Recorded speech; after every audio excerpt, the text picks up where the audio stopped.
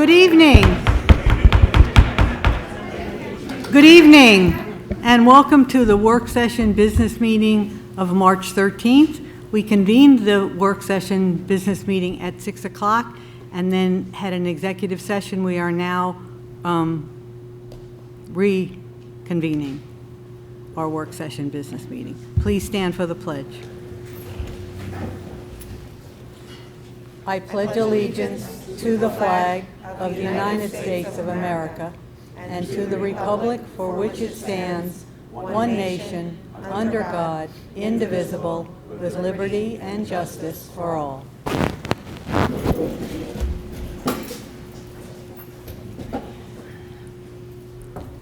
Okay, I'd first like to open it up for public comment on any of the agenda items. Okay, not seeing any. Oh, we have something.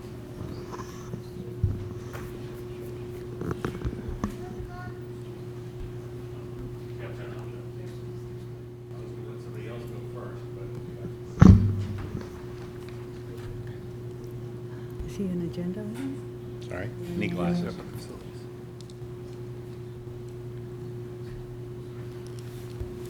Good evening, I'm Joe Ferraro. Well, thank you for the opportunity to speak tonight. In today's world, many factors are beyond our control. We can't predict the stock market's up and downs. We can't dictate federal funding for education. We can't single-handedly stabilize the larger political and economic uncertainties facing our country. However, we can control the kind of community we want to live in and the kind of schools we want to provide our children and grandchildren. The capital project that is under review offers a unique chance to improve the sustainability, accessibility, and safety of our schools without raising the current tax rate. Strategic long-term planning has ensured that the timing of this investment aligns with expiring debt, allowing us to proceed responsibly without imposing new financial burdens on taxpayers. Even more importantly, by acting now, we can benefit from a 66% discount on the costs due to state aid for these essential improvements, an opportunity we cannot afford to miss. Given the delay of moving forward from the failed vote, it is reasonable to anticipate additional interest costs.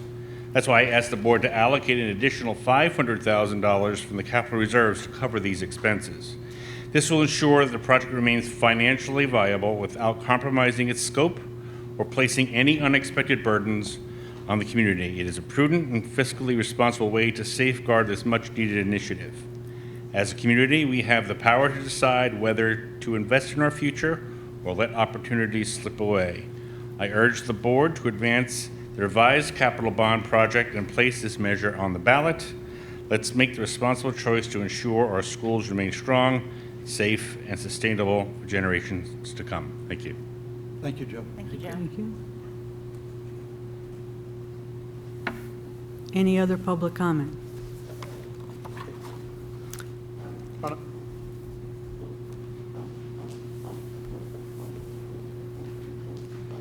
Hi, thank you. My name is Megan Benet. I'm a community member here.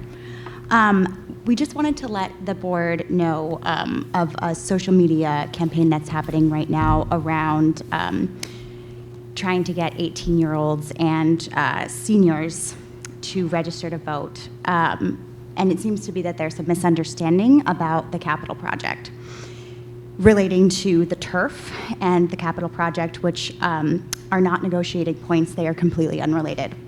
Voting yes on the capital project is an opportunity to get 66% back in state aid for non-negotiable improvements in the school, which is a phenomenal opportunity. Seniors have the chance to vote on school improvements at a time when New York is giving money back for capital projects. And you 18-year-olds get the chance to leave a legacy of a stronger school in your wake. Voting no because of your disappointment in the turf graduation only punishes students who are younger than you, some of whom are here tonight. For if we don't do this now, the burden to families in the following years to pay for these projects without the same kickback from the state could drive families to leave our school district, reduce extra programs, and increase class sizes. Why not graduate knowing you have had a positive impact on your school? Thank you. Thank you. Thank you. Thank you.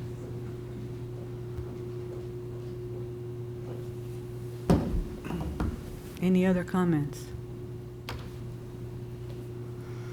Okay, then we're going to move to the consent agenda.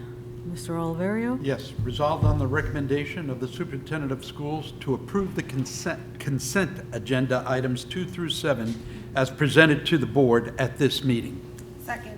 Questions or comments? The consent agenda contains approval of the prior meeting's minutes, approving an updated substitute listing, CSE, CPSE placements, approving and/or amending additional or unpaid time for different staff members. It also includes postseason stipends and additional spring coaches for the open positions in the spring sports season. Approving agreements with Somers for Health and Welfare Agreement, joint bidding agreements with Southern Westchester BOCES and PNW BOCES, and a computer service agreement with Southern Westchester BOCES. And we're amending the in-service course document for one staff member. Thank you. Any other questions or comments? All in favor? Aye. Opposed? Abstentions? The resolution passes. Student representatives. Hello. Overall, not much is really happening in high school. Spring sports start on March 17th. We'd like to congratulate our cheer team for finishing third in New York State over the weekend prior. That was awesome. And a big congratulations to Zachary Fitzmaurice for becoming the class of 2025 salutatorian and Naomi Gabay for becoming the valedictorian. Nice. I had told Marissa that I was going to ask her about the Tri-M music induction because I couldn't make it, so I told her I was going to make her do a report when she got here, and she's not here. So, yeah, if she comes later, I'll pin her down. I think they're rehearsing for the play, They are rehearsing for the play. Legally Blonde. Yeah. Yeah, that's right. Great advertisement. Theater Works here in Putnam Valley. Thanks, Aiden. Okay, Dr. Luft. So good evening, everyone. So the district held two very well-attended facilities planning committee meetings. One a couple weeks ago and one just last evening, focused on revising the previous scope of the project. I think there was about 100 people in attendance for the first one and 50 people in attendance last evening. So I know we're going to do a presentation reviewing what was discussed last evening and having information to share with the Board of Education, but that's something that we'll talk more about shortly. I was able to attend the New York State Council of School Superintendents Winter Institute and Lobby Day in Albany, so we attended many workshops and had an opportunity to speak with some legislators. I did have an opportunity to meet with a group of senior parents. I know there's a lot of concern out in the community regarding the upcoming graduation and how that'll be held. Obviously, the district doesn't want to hurt our seniors. We don't want to hurt our underclassmen who are going to be playing sports.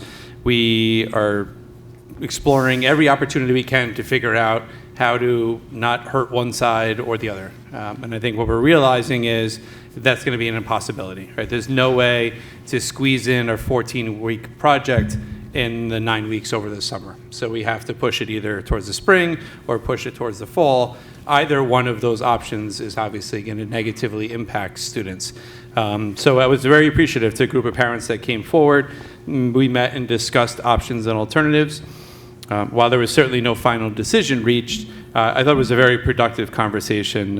Some of the things we spoke about as we explored alternative dates and the possibility of moving the ceremony to a different date, alternative locations. Is there another place in town or around town that would be better suited for it and be able to hold it on the same date? We discussed the use of risers as a way to better view students if the ceremony is held indoors. One of their biggest concerns about being in the PAC or the gym is that the students are all at the same level and it's very difficult to see their children. So one of the things that the district has been exploring is renting risers. So students would be able to sit up on risers, making every student visible from the seats either in the gym or in the PAC. There was a large conversation about processing students at the end of the graduation. When we're rushed inside in a matter of hours, when we deem like we have the last 2 years it's rained and we've moved students inside, there's not a lot of opportunity to really maximize how we can make that special for the students. And one of the concerns is when it's over, everybody floods into the hallway right outside of the Performing Arts Center, which gets very crowded very fast. So one of the talking points was we discussed having students process directly down to the wellness center. So everybody would stay in their seats. The students would process back up the aisles, out of the pack and down to the wellness center. And then we would exit families afterwards in the same way. That would provide a central meeting location, direct access to the courtyard, and direct access to the field outside of the wellness center. So we spoke about ways to make those sort of the month that our buildings and grounds guys put into prepping for a graduation ceremony outside, they can put that same effort into prepping those areas and making sure that they are conducive and great photo opportunities. Another thing we spoke about was scheduling a parent and graduate evening out on the turf. And that would give parents the opportunity, we do this in May, so it would give parents the opportunity to sort of get those photos done. Students could process down the hill if that's sort of something that the parents wanted to capture. Parents and students would be able to take their pictures with the sunset out on the turf, to sort of reproduce what the photos would otherwise be. And we would schedule 2 dates with a rain date, so that would still be a possibility for at least to capture those photos. The other piece is the district remains open to any other options, and we're willing to meet with any other parents or groups of parents if they want to discuss options and what else the possibilities are. We really want to make this as special for the students as possible. We're willing to consider or do anything that anyone could come up with to make that possible. And we're welcome to, we welcome any feedback we receive from the community as to what other options. Maybe someone's got another idea that we haven't considered, and we still have time, and we would gladly consider anything. The final piece is that we're going to provide an opportunity for our students to provide input and see what they think and want out of their high school graduation and what the options are. So certainly a conversation that'll continue, and I know that there's been no final decision made, but I did want to share that we did have a very productive meeting with a group of senior parents and remain open to continue those conversations with others who may want to come forward. In the high school news, Aiden already stole it all. Naomi Gabay is our valedictorian, and Zachary Fitzmaurice is our salutatorian, and our cheer team finished third in the state championship. So congratulations to all of them. I know last meeting we spoke a little bit about our wrestlers. Talina Gretz finished fourth in the state in wrestling, so I did want to remind everyone of that.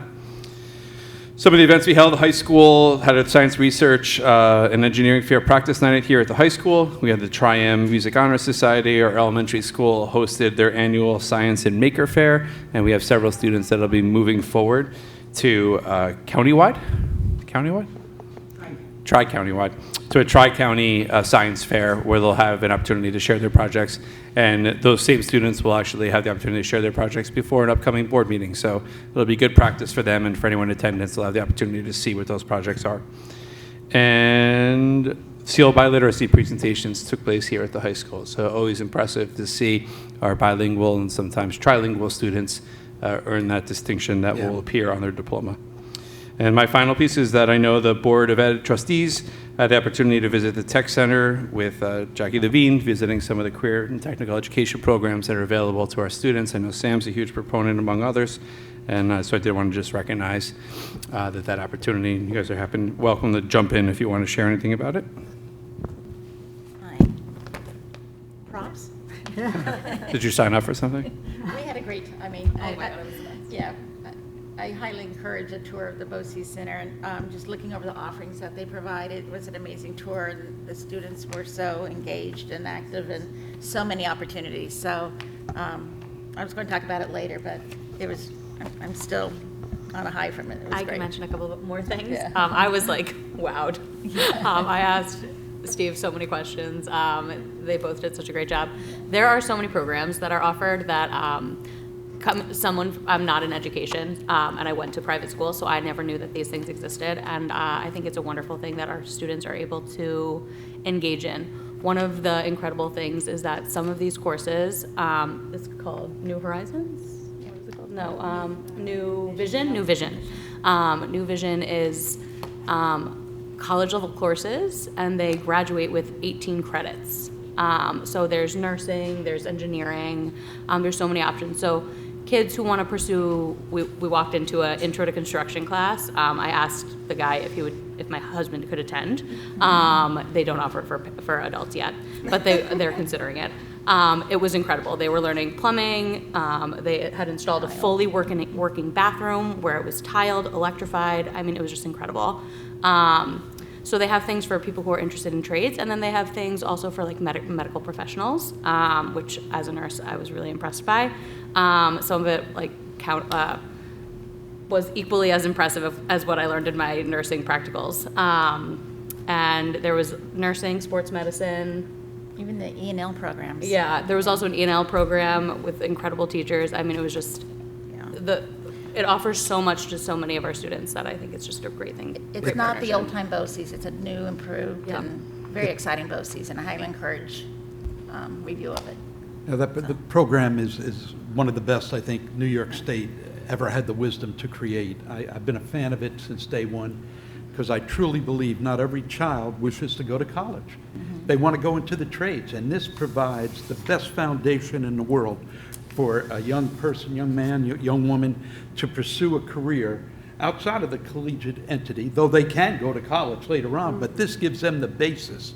And I can't praise the BOCES Tech Center enough. They are really that good. A lot of them come out with certifications, like the That's right. cosmetology program. Yeah. After you graduate, you take a test and you are a licensed cosmetologist. Same with barbering. Actually, one of the ones that we looked into, a lot of the students who go to this program are still going to college. Yeah. One of the ones that we looked at was engineering, and they are using like really practical things. And one of the students was going in for interior design at one of the SUNYs. And it was, while it's also good for tech and you can come out with a certification after it, it's also really just another pathway to college, and you get real practical. 92% of their students get internships. Yeah. 92%, which it's just an incredibly amazing Minor opportunity college that we does have. that, Yeah. They, you can tell we're excited. The Yeah, law it was enforcement courses, they have a yeah. virtual smart board type of item. There's only 2 in the state, and one's at this BOCES. Yeah. So our So, students have the yeah. opportunity to use that The too. nearest closest one's in Maryland. I mean, it's very impressive, the materials that they have supplied. Well, and I will say that on the fiscal side, the one-house budget that the Senate and House are working on includes making sure that BOCES administrators are fairly compensated for their work, because they had a salary cap which was low before.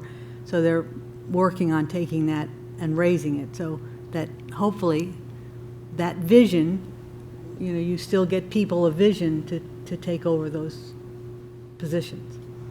So, I want to say one more thing about it. I wasn't able to be at the visit, and I'm really sorry that I missed it.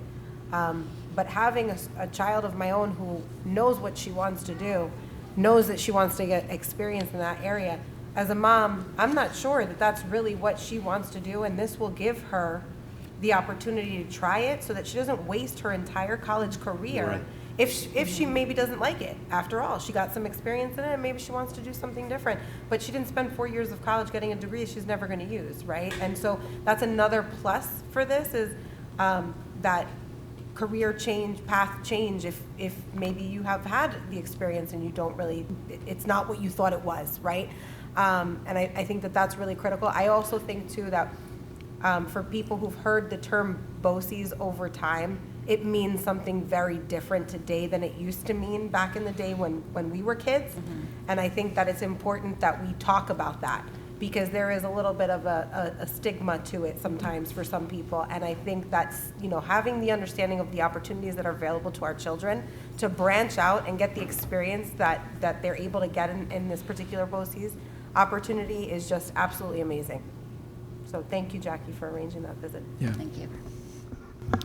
Maybe I should have saved that for my last item. Just a quick thing. You asked. Many of us up here had the opportunity to just attend the elementary school musical, The Jungle Book. It was amazing. It was a dress rehearsal. More than the amazing. actual performance is tomorrow evening. It is so well attended by parents and grandparents and siblings. They encourage all of the faculty and staff to come to the dress rehearsal. So there was many of us there this evening. It was the highlight of my day, and then I thought about it my week, and maybe my year. To see these kids up there who could not be happier and huge smiles on their face and watching them sing and dance, it was truly amazing. So whether you have a kid in elementary school or not, I would certainly encourage you all to attend, and I promise you will leave with a huge smile on your face as well. Just a sort of look ahead, I know that we have some visitors with us here this evening, so I expect at the end of the meeting to hear from our volunteer firefighters, speaking a little bit about the tax exemption that's available to them, and the Putnam Valley Library is also here, so I expect to hear from them at the end of the meeting as well. So if anybody's interested, stick around to hear from those groups. Thank you. Okay, so we're going to start on our presentations, and we're going to start with the capital bond project discussion.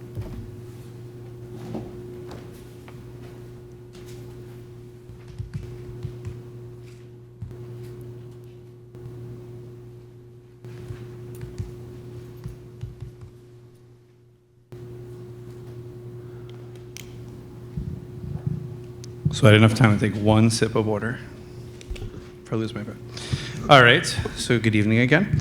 So as the board had asked during our previous meeting, we reconvened the Facilities Planning Committee to reprioritize what really we thought were the most essential aspects of the project.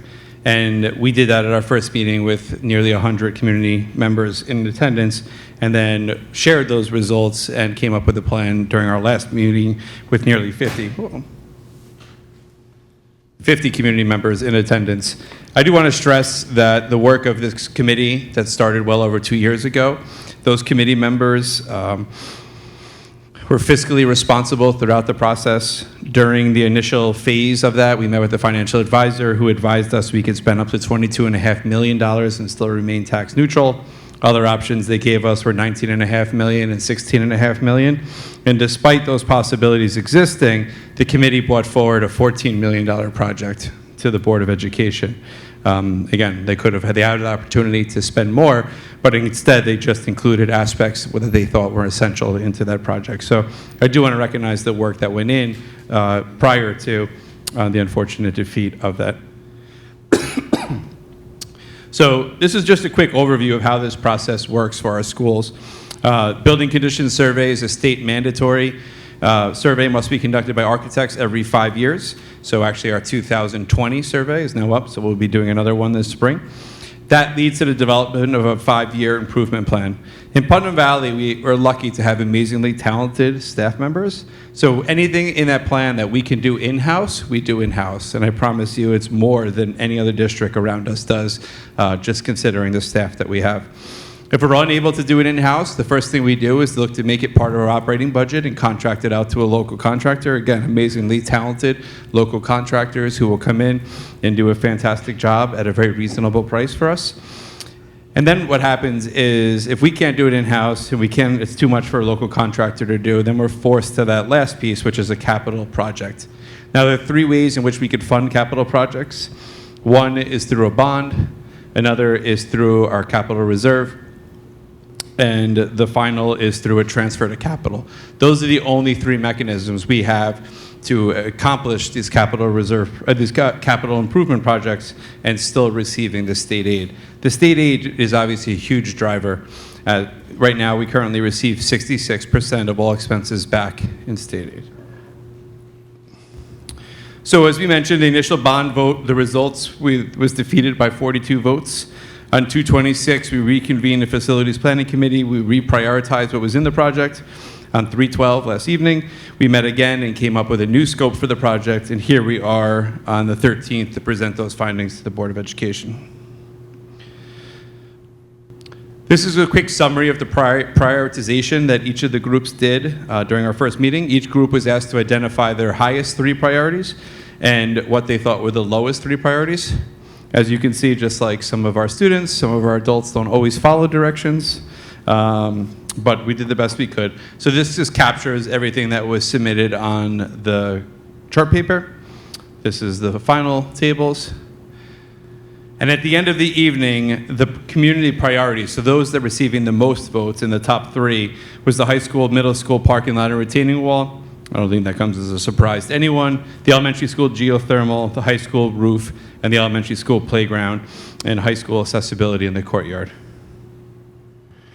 The items that received the most votes on the lower end of the spectrum was the fitness dance studio, the performing arts lights, the elementary school library, and the middle school all-room instructional space.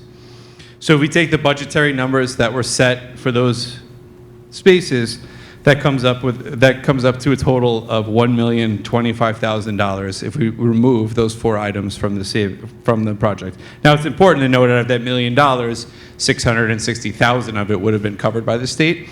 So the true savings to the district by eliminating these 4 things is $340,000. So this is just a quick visual of what that updated proposal would include. So those 4 aspects of the project have been removed from this flyer, and this is just sort of a one-page visual as to what would still be included. Now, one of the complicating factors that arose during our conversation is this idea of timing and escalation. Throughout the winter, we discussed the importance of voting in the winter to keep us on a timeline to start the work in the summer of '26, or the entire project was built and budgeted based upon that start date. So if that was still a possibility, our new project would be $12,975,000 with a summer of '26 start date.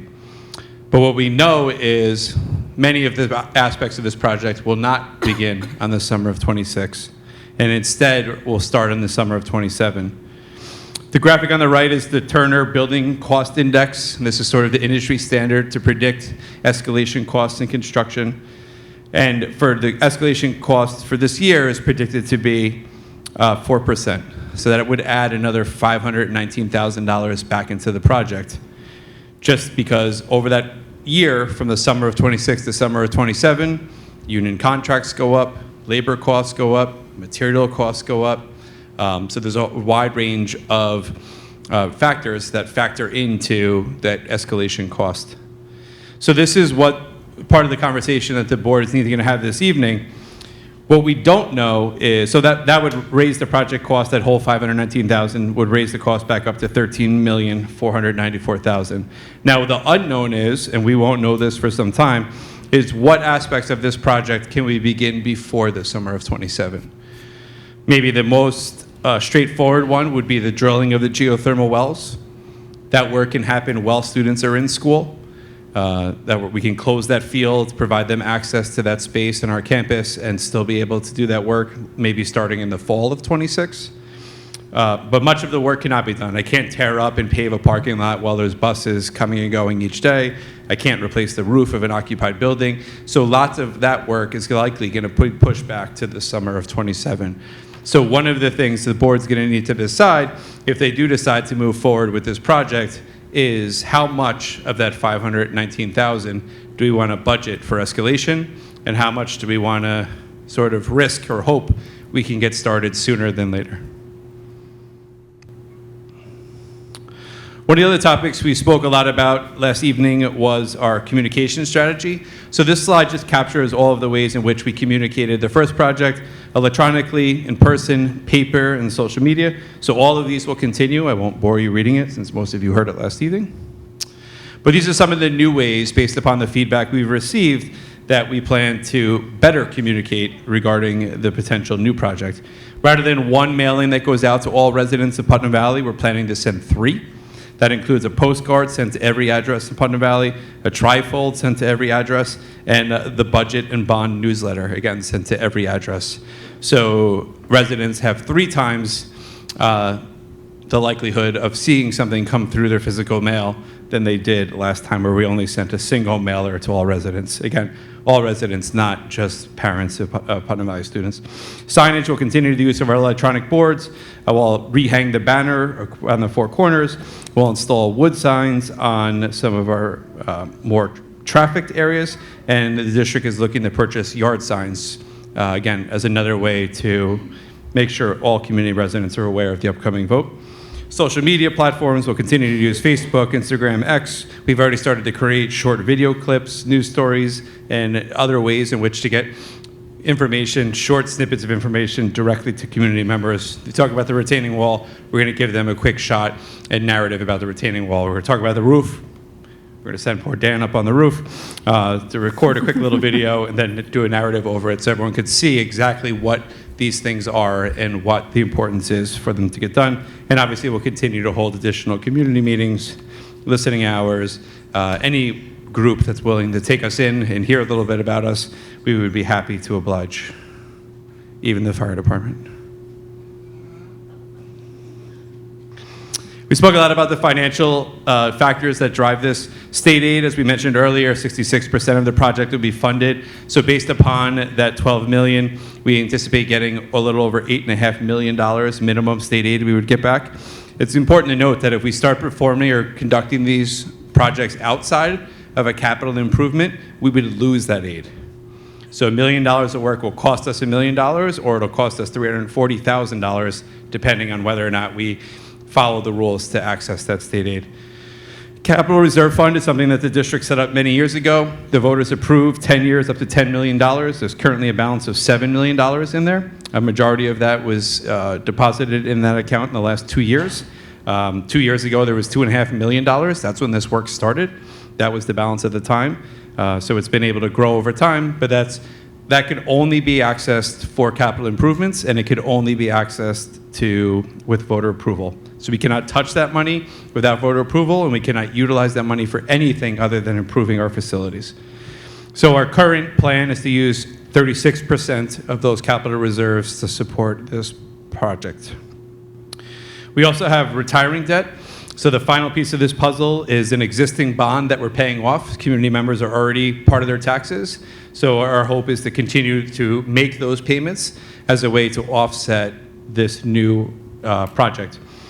With the onset of the with the tax levy cap, it doesn't allow school districts to continually make improvements to their buildings. So in the past, if a roof of the high school went, we would say, we're really sorry, this year our taxes are going to go up 6%. We need to fix the roof. Next year they'll go back down.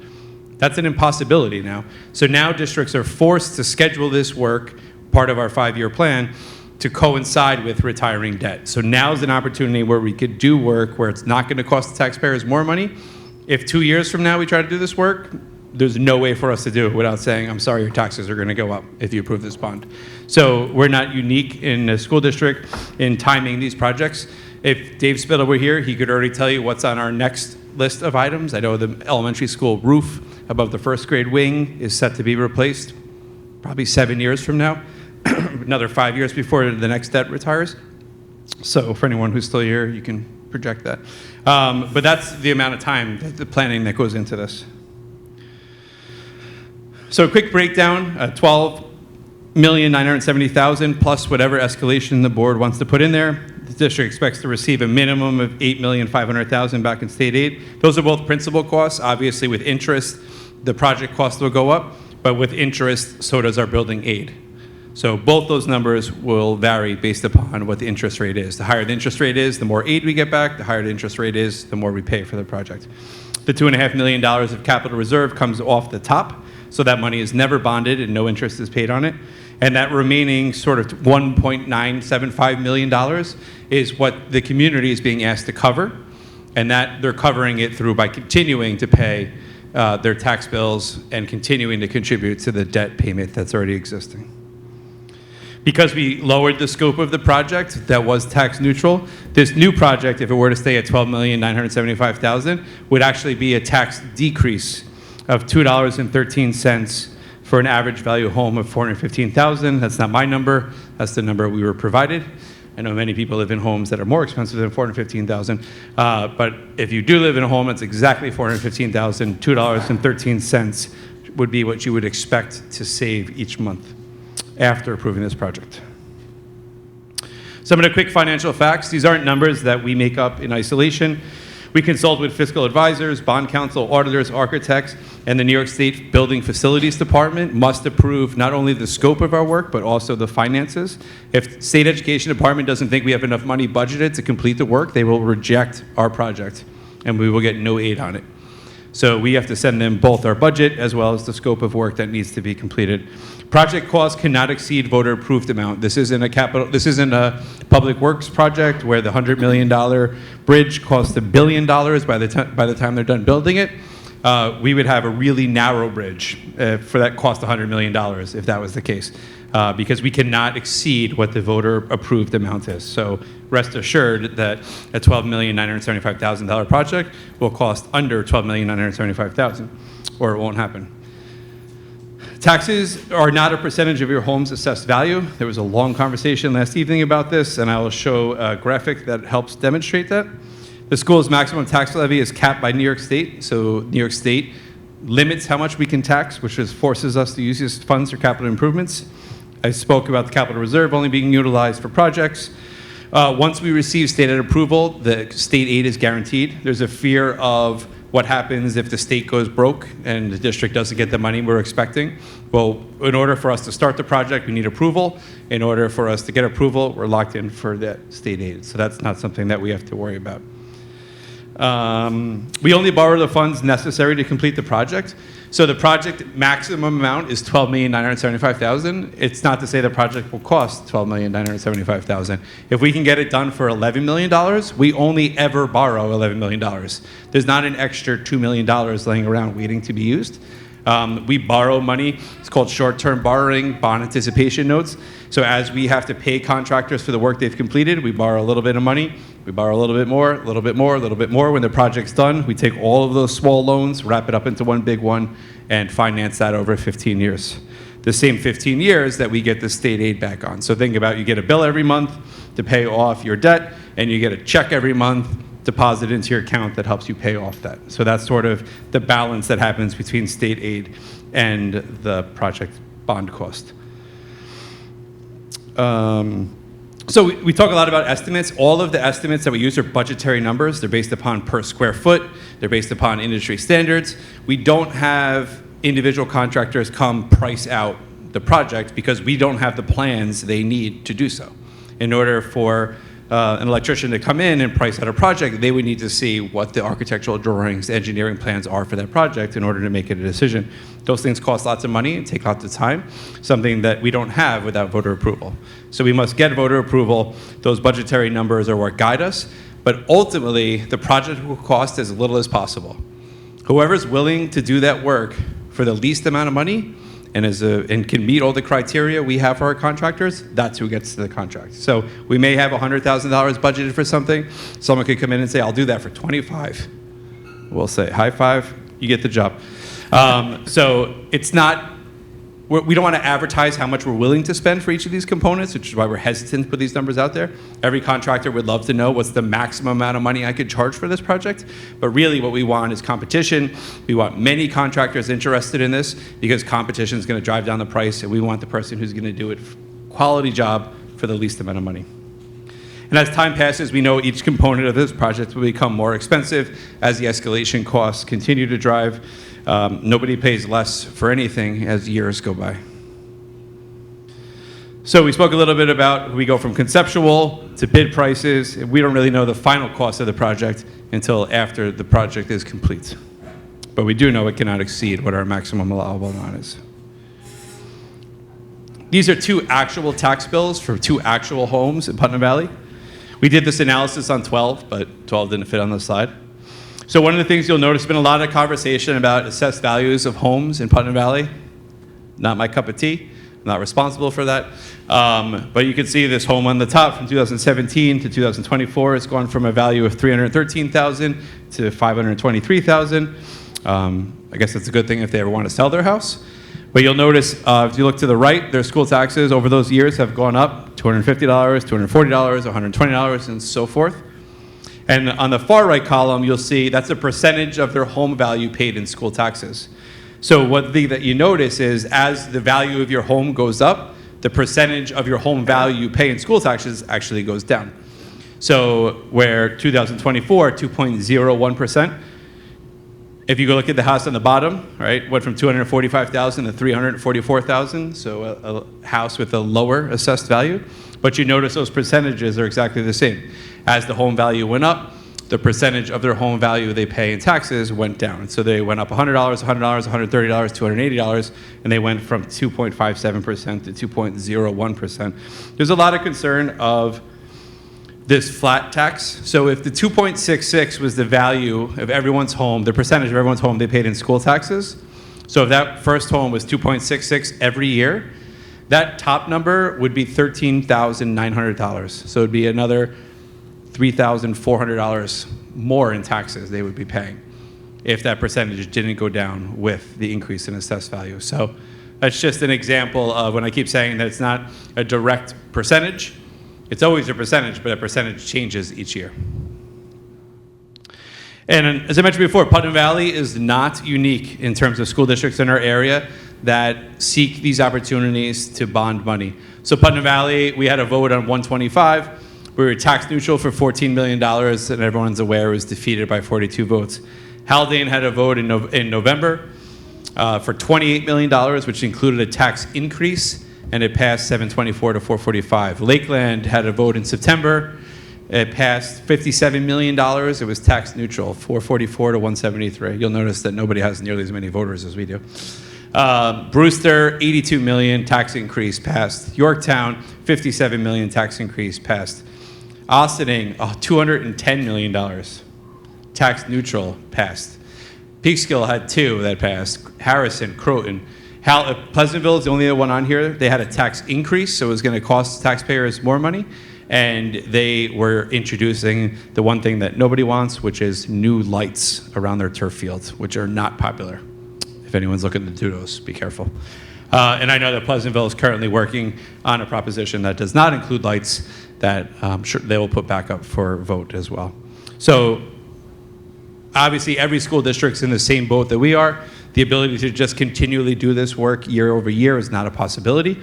And people wait for these opportunities to capitalize on retiring debt. So anything that's tax neutral, that's exactly why they did it the way they did, because they had retiring debt they were looking to reinvest in.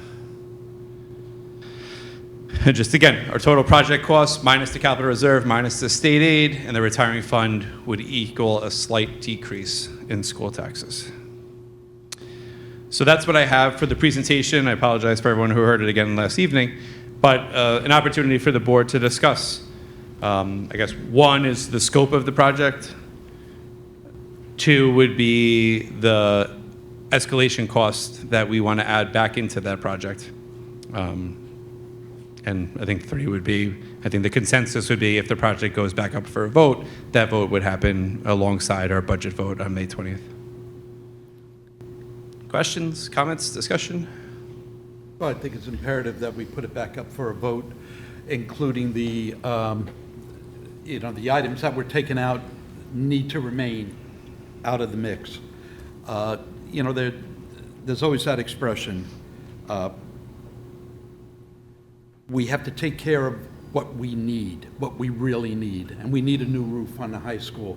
We need that parking lot and that collapsing retaining wall to be fixed. We need the boiler at the elementary, which is over 20 years old, that could fail at any moment. God forbid if it ever happened in the winter. We need that replaced. And we need a nurse's office that is contemporary. And I made a joke the last time we were here that you could put a plaque on the front of that and it would represent a nurse's office from the 1950s, 1960s. There's no isolation room. There's no ventilation, really, that is appropriate for, God forbid, another pandemic or anything like that. So these are all necessities. This board was unified in putting up the original bond. We all believed that every single item there was needed. But the community has spoken, and they spoke very loudly. And we have to hear that, and we can't ignore that. So the current proposal, Dr. Luff, that the committee, facilities committee, has put together, especially through the last meeting, deciding, the top items, the bottom items, I think is a go, and we need to get that on the May vote as quickly as possible. As far as escalation, I go with your 4%. I think that's a wise number for escalation costs, unless our financial advisors recommend something else. But in talking and researching a little bit on my own, 4% seems pretty adequate. There's a lot of fear of the tariffs with aluminum and steel, components of some of the things we might need, wood also. But those tariffs aren't going to last very long. I really believe that. I believe that there will come a unification of common goals between Canada, Mexico, Europe, China, and ourselves. And I think it's a negotiating tactic. That's my own personal belief. So the 4% I think would be good to go. That's my opinion. Thank you. I have some comments. I do want to mention that I think that everything that the facilities committee brought to the table was necessary. You keep seeing things like needs. I do think it's all needed. In public education, we're here for all of our students. So while people think that maybe the playground is low priority, we need to be able to provide for students who are young, for students who are disabled. Every student deserves the same ability to have these things. So while some students play baseball and really want a fantastic baseball field, we have other students who do dance and IB dance, and they also need a place to be able to practice. So while I do understand that the taxpayers don't want these things, and I do want to take them off the table and listen to the taxpayers, I want to mention that I think they're necessary, and that unfortunately, with the capital budget going down, we are going to have to put these things into the operating budget in order to provide the same opportunities for all of our students. So the unfortunate part about that is we're not going to get 66% back on the improvements that we're going to have to make through our working budget. And that's a bummer. And either that or another capital project, Yeah. which you can do through the budgetary process, include one of them as we did the high school roof originally. So that can be done. I agree with you. All the Yeah, things we agreed on were necessary, I think that I agree with this, that but we have to listen. that looking over all the data, and I do appreciate all of the facilities, the people that came, the people who may not have voted yes the first time. I really appreciate hearing those things that they didn't think should be included in this vote.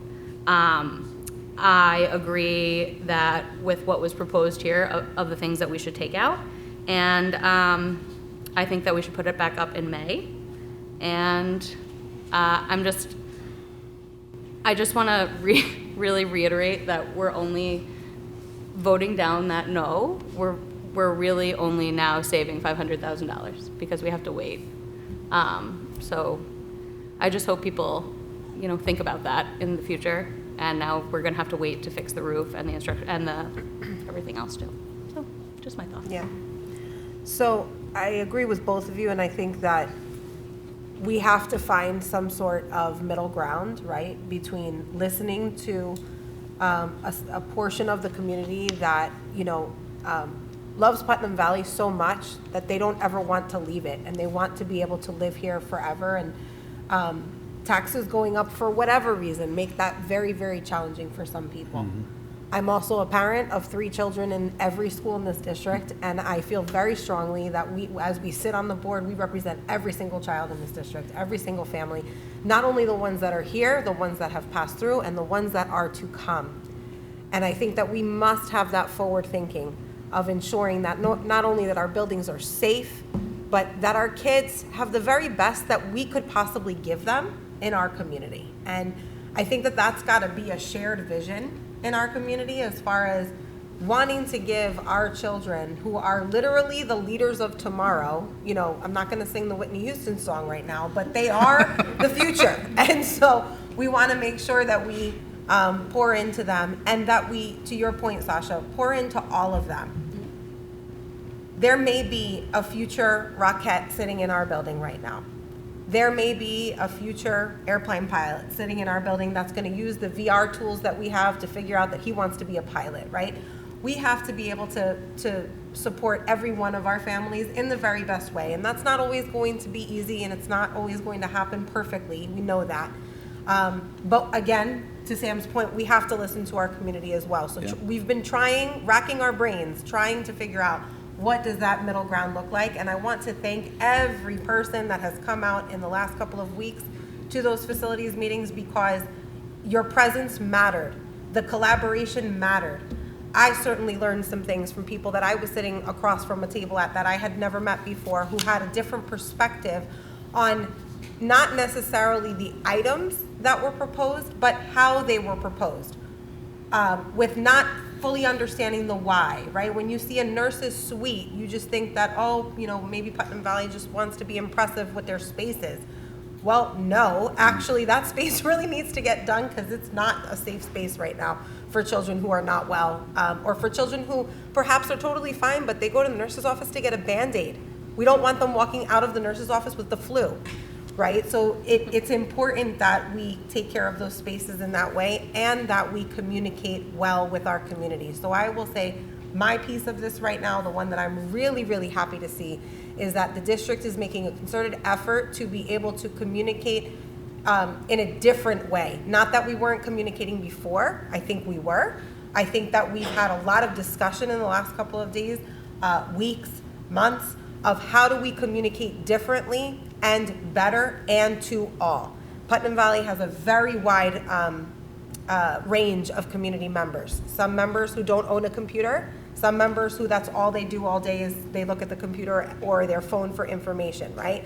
And so we've got to meet all of those needs as far as communication goes. And so I'm really happy to see the way in which we're going to be communicating with families, with community members, because all of it matters. I also want to say that the recent push from the district on social media also matters. If you've been following social media from the district lately, you've seen many more posts of what our kids are actually doing. It has to be contextualized. The work has to be contextualized in what it actually does for children.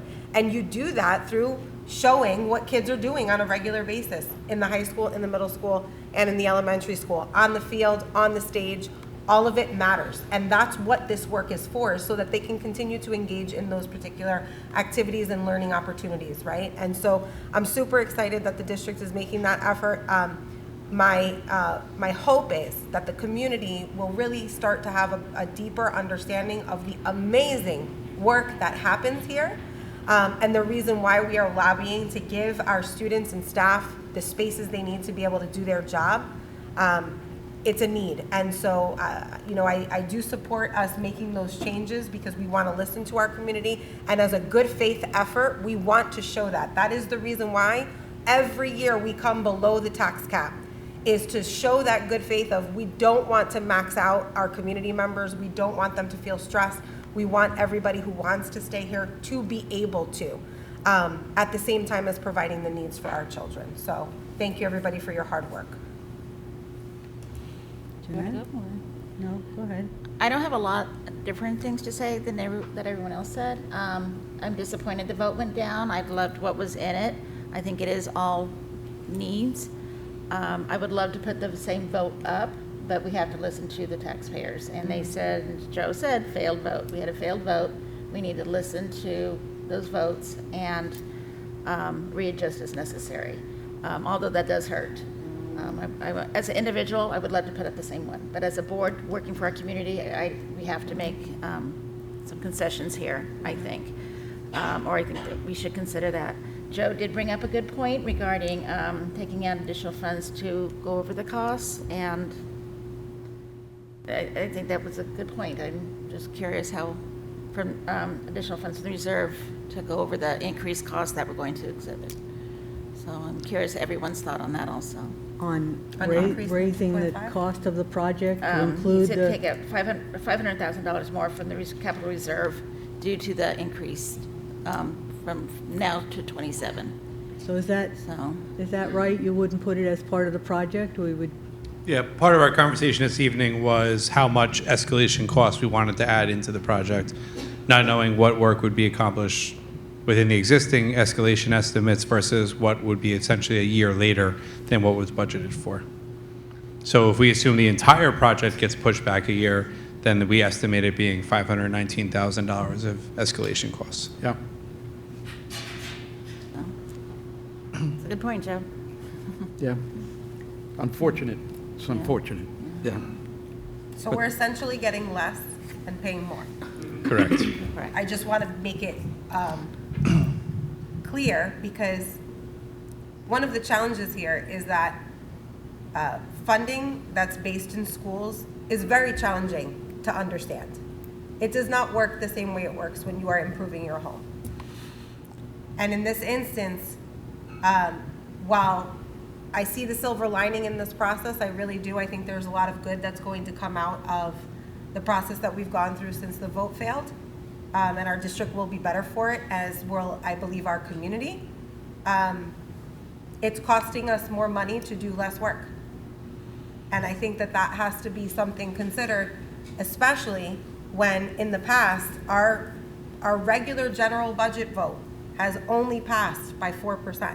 And I think that that really needs to be a message that our community hears. We need everyone to please vote. Regardless of how you vote, please just come out and cast your ballot. And if you can't do that, please get an absentee ballot if you possibly can, because your voice matters. And it's evident that your voice matters because, like we said, the board is listening to the community. But we want to make sure it's the entire community's voice that's being represented in the vote.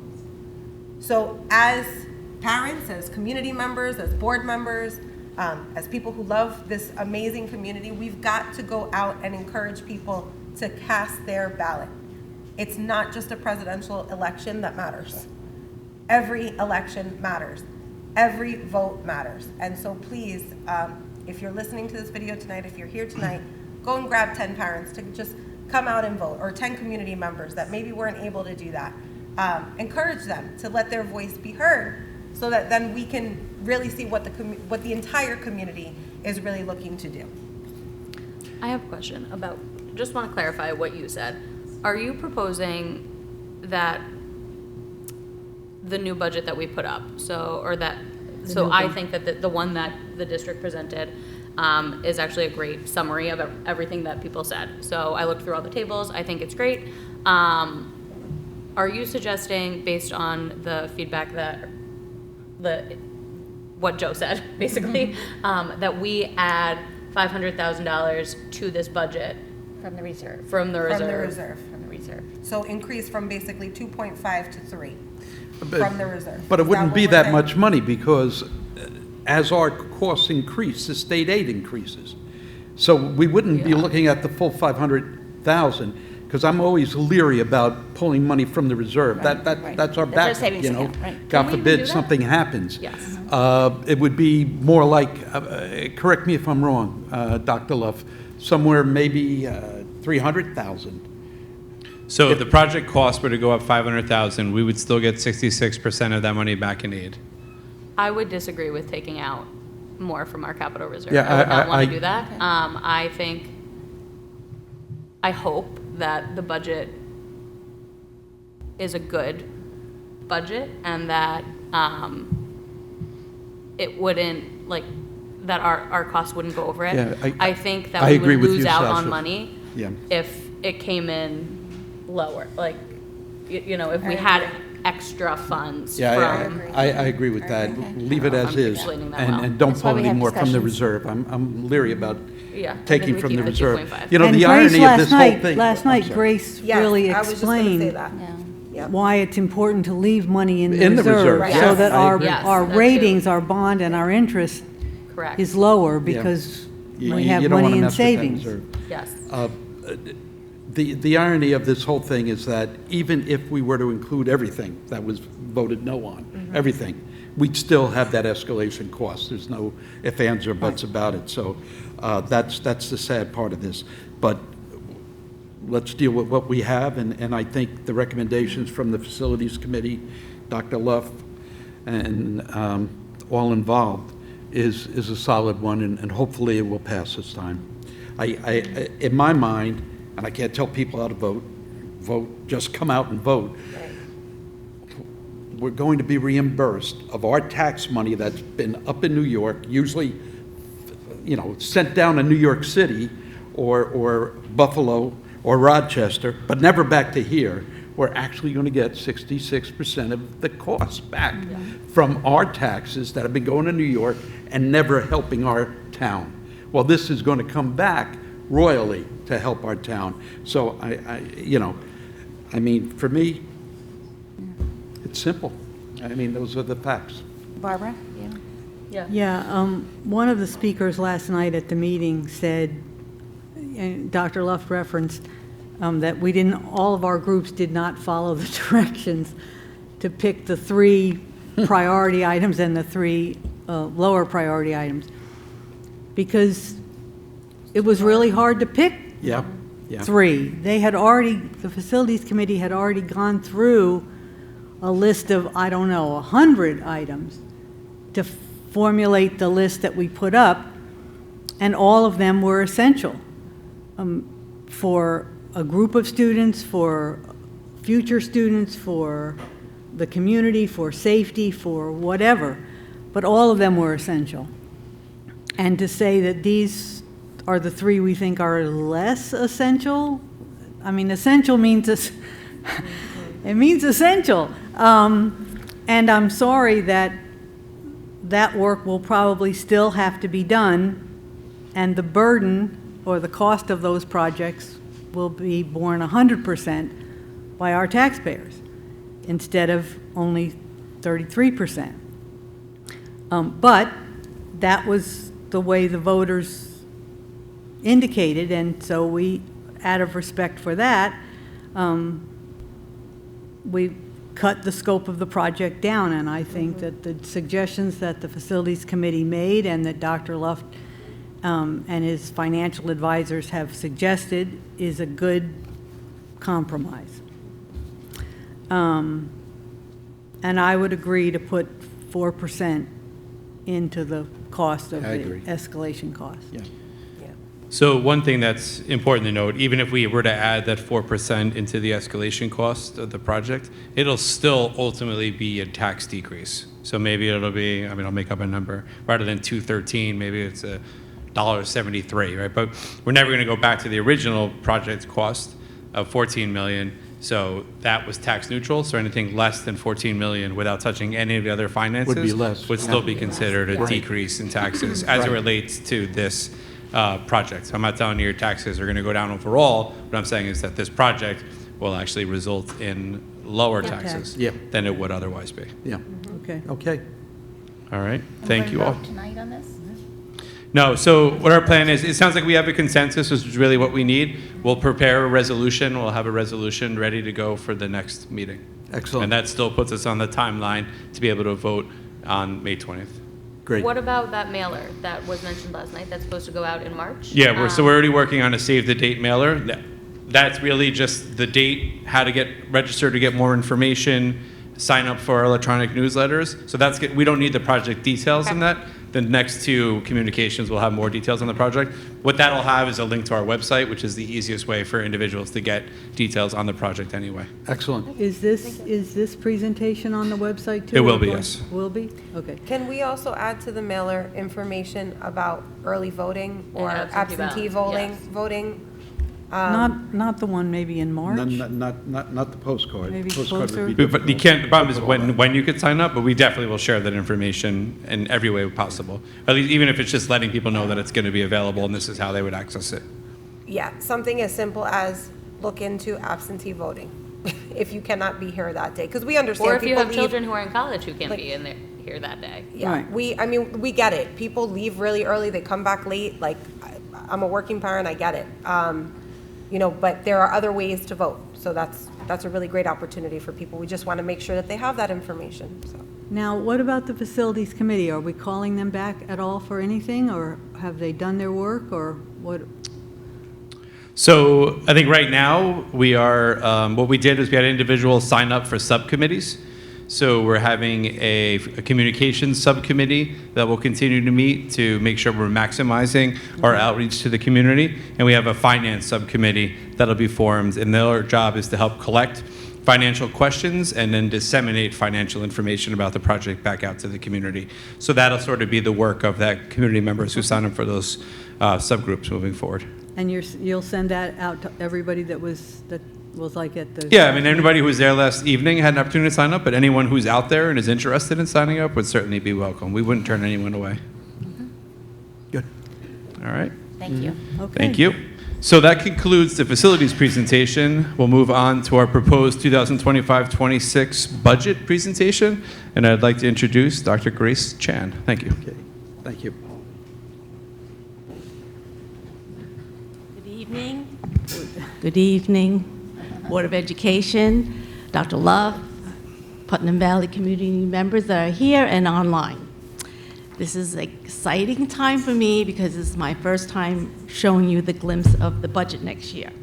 But first, I have to thank my staff who collaborate with me. That's Maureen, Karen, Debbie, and my treasurer, Matthew, who is here to give me support tonight. First, I just want to tell you a little bit about what my job is here. We have a budget to put together for the district, and there's a lot of balls in the air because the budget has to equal the revenue that we receive in order for this to be a balanced budget to present to the board. And as you know, the magic happens in the classrooms. I'm just doing the numbers and I'm trying to support the people that do the work in the classrooms.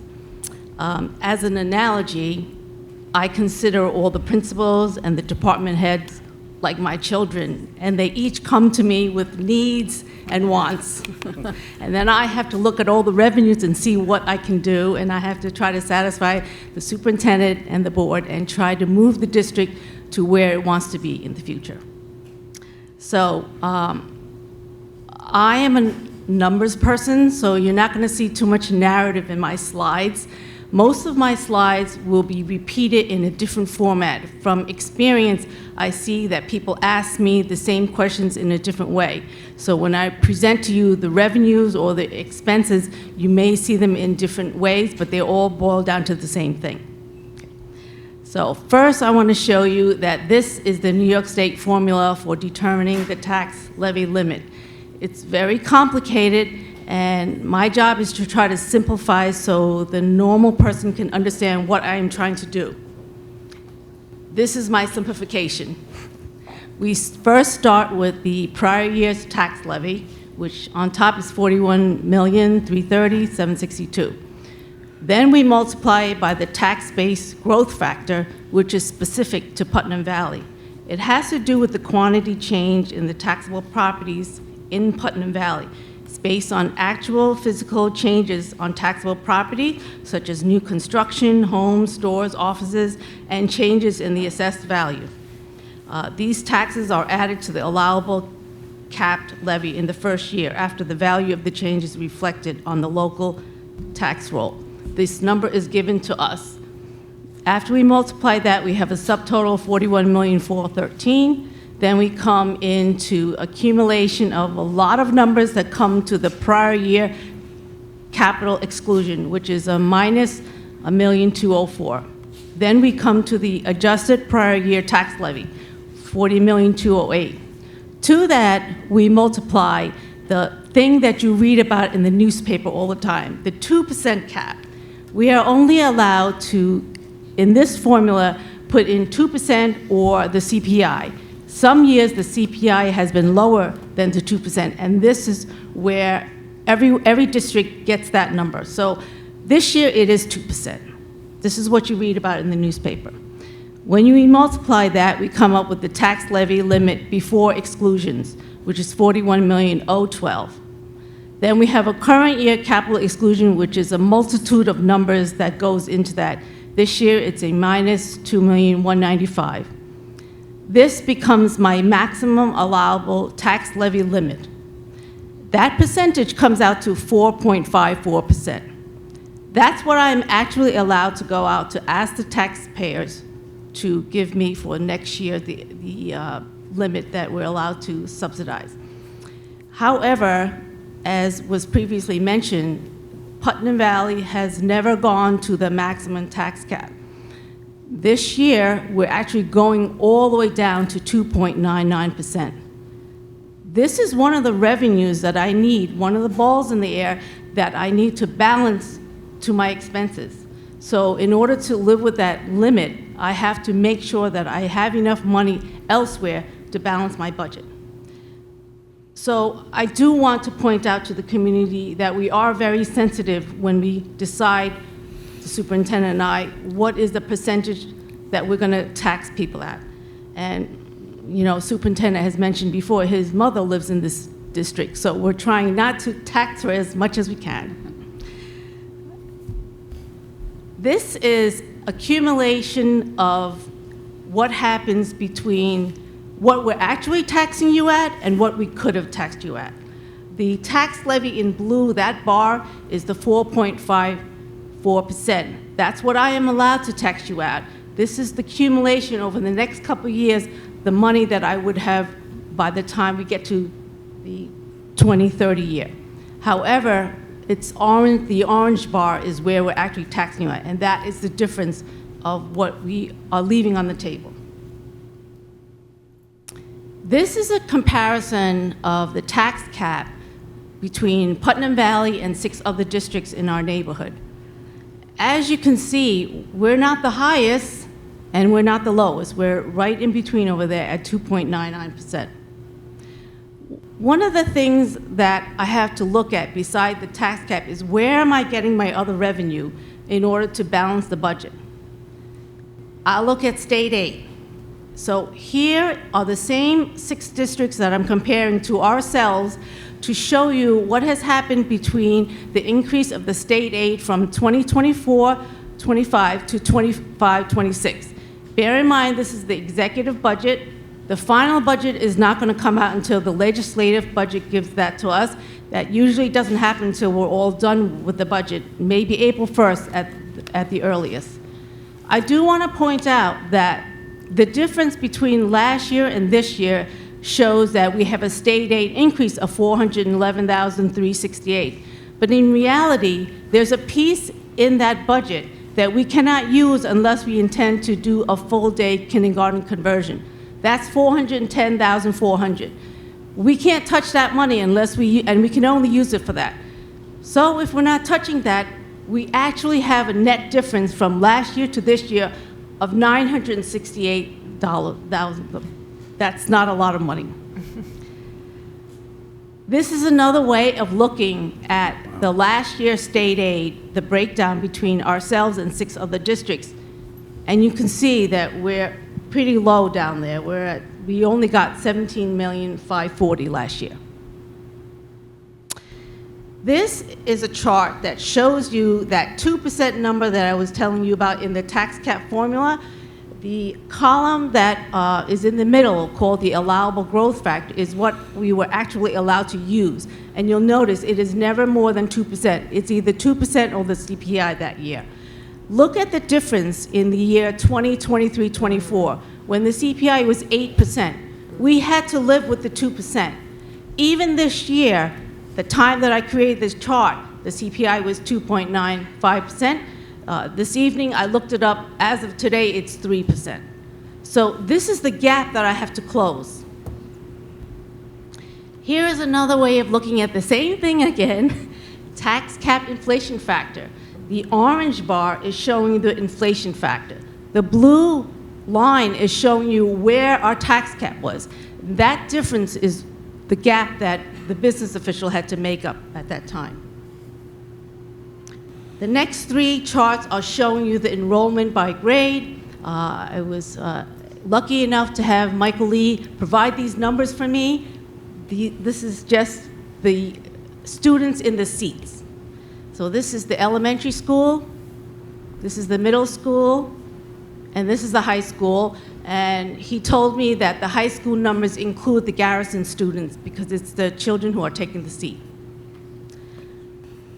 So here is the first big picture of all the revenue sources that I can use to balance the budget. As you can see, the school taxes, that tax cap, represents 67% of my budget. The state aid at the moment represents 27%. Then we have all these miscellaneous pieces on the lower level. What I did next in the next chart is to isolate these other pieces to show you what percentage they are of the whole local revenues. And as you can see, the Garrison tuition represents 37% of the extra money that we would receive if all those students do in fact come to our district next year. Again, this is my revenue source and showing you by comparing the last year's adopted budget to the proposed budget and the percent change. The percent change in the revenue source is going to be the same percent change in your budget because the budget and the revenue have to equal each other. I wanted to note to you that at the bottom right-hand, 4.58% sounds like a really big number, that my budget to budget increased by 4.58%. But there's a very big number inside that. It is the transfer to capital line. It's about $1,209,000. If I remove that one number from my budget, the budget to budget increase would have only been 2.58%. Now we come to a question that we are often asked: what is the cost to educate a child in our district? I have to mention that it depends on what components are in there. So you sometimes will get different numbers because it depends on what it includes. So we chose to create this slide to use the transparency report, which will be on our website, and this is the most current numbers that we have to compare to the other 6 districts. The transparency report does exclude transportation, charter school tuition, other tuition, debt service, and other. And also on the lower bar, I show you the student enrollments. This is the adopted budget comparing from last year to this year. So the bar that is in green is actually my proposed budget, and the brown bar is what the adopted budget was last year. As you can see, that they're almost close, and where it increases the most is in instruction, which is where you want it. This is another chart that shows the same thing except numerically, and again, it shows the change from last year's budget to this year's budget is 4.58%, and once again, I bring you to the fact that the transfer to capital line, if removed, would show a budget-to-budget increase of only 2.58%. This is another way that we're required to report the budget to the state. It's called the 3-part budget. And as you can see, administration is least amount in this chart. The most is in program. This is where you want all your money spent. This begins the first pie chart that shows you what the budget consists of. And there's various components of that. As you can see, the orange part is the instruction. This is where we spend most of our money. This is a very interesting chart to me because I realize when I go to a new district that most of my budget is done once I work on the salary and benefits, because we're a service industry. Our teachers are what we're selling here.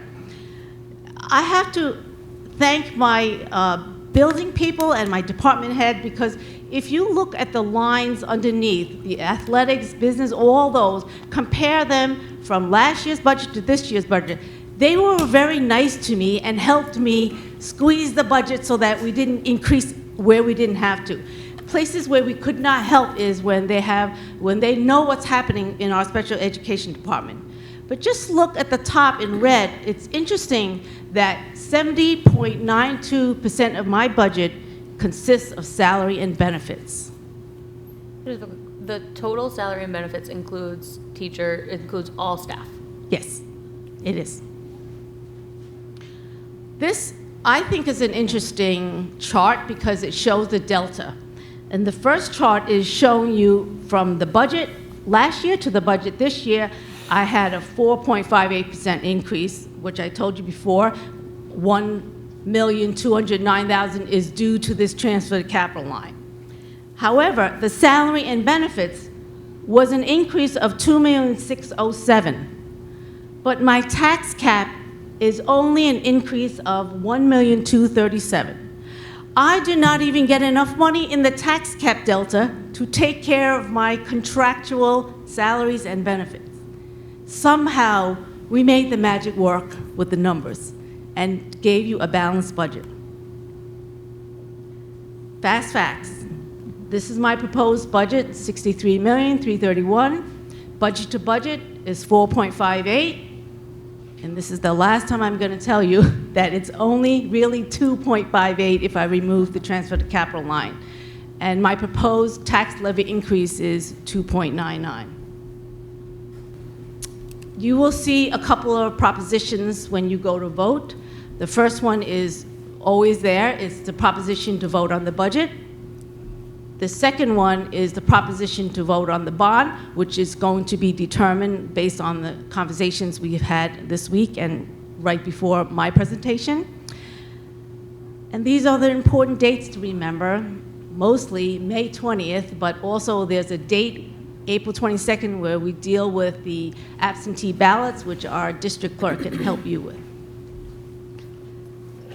Thank you. Does anyone have any questions? Dr. Chen, I have to applaud you and the department for putting this together. This is an outstanding presentation, one of the best I've seen. Thank you. Since attending board meetings, going back quite a while. Really, it explains everything. Can you talk about how you made the magic work? Where did that extra money come from? Since you yourself said we didn't have enough to even cover the salaries. Right. So we do have reserves for the employee retirement, and it's there to be used if we need it. And I notoriously take money out from that every year. And if I'm so lucky at the end of the year that I have fund balance, then I try to put it back into it for the rainy day for the future. But if I don't, especially a year like this year, that I use $1 million something to balance that budget. So whatever was in my expense line for the employee retirement, I took that out to balance the budget. That was one way. I also used some fund balance in there, and we have the Garrison tuition coming in, which is new. I think you started in 2023 with 3 students, and this year you went up another 10 or 18? 13, okay, and then Another next 10 year we next have year. more. Yeah, so that's excellent. I also want to comment on a 2.99. If you take a look at the core CPI year to year, what it is, it's 3.1%, so we're below that inflation rate at 2.9. And, I've always believed that we need to be either at or below that inflation rate, and we are doing that again this year. So thank you for that. Welcome. This has been a fantastic presentation. I think it is probably clearer this year. Yeah, much. I think because of the ways in which you presented the information, like saying the same thing multiple times but in different ways, I think is really important, right? Because some of us are Agreed. visual learners and other types of learners here. So thank you for that, for being creative in your presentation of the data. I want to just make sure that I'm clearly understanding, so for the community. So we were able to use funds that we had saved in a particular type of cap or reserve account, rather, that can only be used to offset certain things within the budget, so that we could then stay within the lines of tax cap that we wanted to stay in because of the commitment that we've made to our community. So I say all that to say that, just summarizing, our savings helped us to be able to do that. Is that correct? That's correct. You have established a number of allowed reserves from the past, and when those reserves are established and funded, they can only be used for those intensive purposes. When you establish DERS Employee Retirement Reserve, you can only take those funds out to pay for ERS expenses. You cannot use that for capital projects or TRS expenses or anything else. So you have to be very careful when you have fund balance at the end of the year to see what you're going to fund the reserves on. And I have been following your board policy, which allows me to fund each reserve by a certain percentage. And we follow those because we don't want to get audited by the state and have our hands slapped. Right. And in this instance, having those funds in this particular reserve helped us to balance the budget without asking the taxpayer to do so. Right. Wonderful. And I just want to make a point out. As I said before, the legislative budget has not come out yet, but I've heard some rumblings that they're thinking of giving us more money than the governor was trying to give us. If that happens, as you see, I'm presenting you a balanced budget, but if that happens and I get more revenue, next year when all this unfolds, I might not have to take that money out of the ERS reserve, or maybe not 100% of it. Yeah. But if we did, Yes, it's there. it's there. And it's there as a cushion to ensure that we don't have to go and get that money from elsewhere, which AKA would be the community, right? Right. And when I take that money out, I can only use it to pay the ERS bill. If my bill doesn't come out as much as what I took out in the reserve, I must return it to that reserve. Right, Right. right. So all of these are safeguards, Yes. so that in any one of these savings instances, right? I have a savings account for this that I can only use for this. I have a savings account for this that I can only use for this. In all of these instances, there are so many safeguards so that money cannot just be moved wherever we want it to be moved. We have certain rules and obligations we have to follow. Right, that's correct. And sometimes people ask me how I like my job, but there are rules. I'm just a rule person. I follow all the rules. These rules are set down by the state. The auditors come and look at us every single year. You can read our audit report. If I did anything wrong, they're going to tell you in the report, and we're going to get slapped. So I think the job is easier than a teacher because it's black and white. This is what I can do, and I do it. Very good. Thank you so much. Thank you. You're welcome. You gotta wait, sorry. Public comment, you could ask the questions, because otherwise no one from home will be able to hear you. That's fine. All right. I have can do that. one question. Is this going to be available on the website, the presentation? Yes. Okay. So just I need to look at it. two things I wanted to clarify. The difference of the slide that was last up, the 4.58% budget to budget, which would be the allowable, sorry, the 4.58 allowable tax levy cap versus the 2.99, and I know we had shown the slide. If you take those 5 years, those figures range from $639,999 the first year to $698,315 year 5. That's a total of $3,344,197. So that's how much, just in a 5-year period, we're taking out of our revenue source by not going to the tax levy cap. Now, there's many districts that would take those, that gladly take that $3 million from their community and find something to spend it on. But I do want to emphasize the fact that by coming in at 2.99%, that's costing the district over a 5-year period, $3 million. Yeah, that- And obviously the same would happen if it was a lower number. So we're trying to find an amount that allows us to support our programs and our staff, but also an amount that is something that the community can afford. And that's why we're leaving over $3 million on the table without even seeking, while still being below the tax levy cap. So that was one thing. That was a concern I brought up a couple of years ago, if you recall, Dr. Luff, that I feared not going to cap would jeopardize us, because when you don't do that, the state looks at it and says, that's unused money, so we're going to give you less the following year. And that is always a concern, but I could not, with a clear conscience, 4.5% and present that to the community. Right. I'm not suggesting we do. I just wanted to point out and that. I understand that. Like I say, we need to be at or below inflation, and we've done that, and I applaud everybody who was able to put this budget together so successfully. Dr. Chan and your whole department, and the department heads who contributed as well. Really outstanding. Thank you. So the other point I wanted to clarify. Sorry, we spoke a lot about transfer to capital. Just for the community, I want to make sure everyone understands what that means. So transfer to capital is one of the ways in which we could accomplish capital projects and still receive state aid. It comes out of our existing operating budget, right? So it comes out of, there's no additional revenue source that's funding that. We could take that money and put it towards programs, but that money was earmarked to go towards capital improvements, which allow us to get the state aid back. In this case, those improvements include the high school turf, track, and fencing. Why that's important is we're essentially paying for that out of our existing funds, which means we're not going out to the taxpayers and requesting a bond. We're not asking to increase taxes, right? We're using the funds we already have to pay for a project that would have been added to sort of the $13 million project we were just discussing. Right. So it's a way for the district to accomplish projects without incurring any interest costs.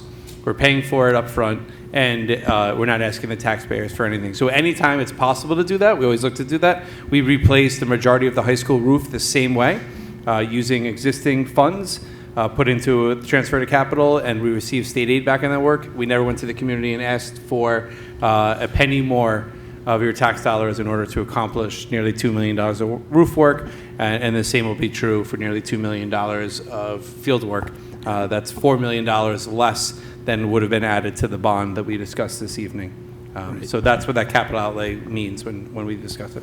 And also, I didn't tell the public that that amount on the line for transfer to capital this year is for the track. Yeah. Yes. So I do want to quickly thank Dr. Chan and her department for their very hard work. I thought the presentation was awesome, so I'm glad everyone else thought the same. And this presentation will be repeated for the next several meetings, and ultimately the board will have to make a decision regarding the adoption of the proposed budget. So thank you all. Will this presentation be given in other forums? Or questions be able to be asked in other forums? Yes, so as we do every year, we'll have listening hours, Q&A sessions, similar to the bond project. We'll go anywhere at any time to talk to anyone who's interested in hearing it. So there'll certainly be more opportunities for smaller group discussions as we do for anything. Thank you. Okay.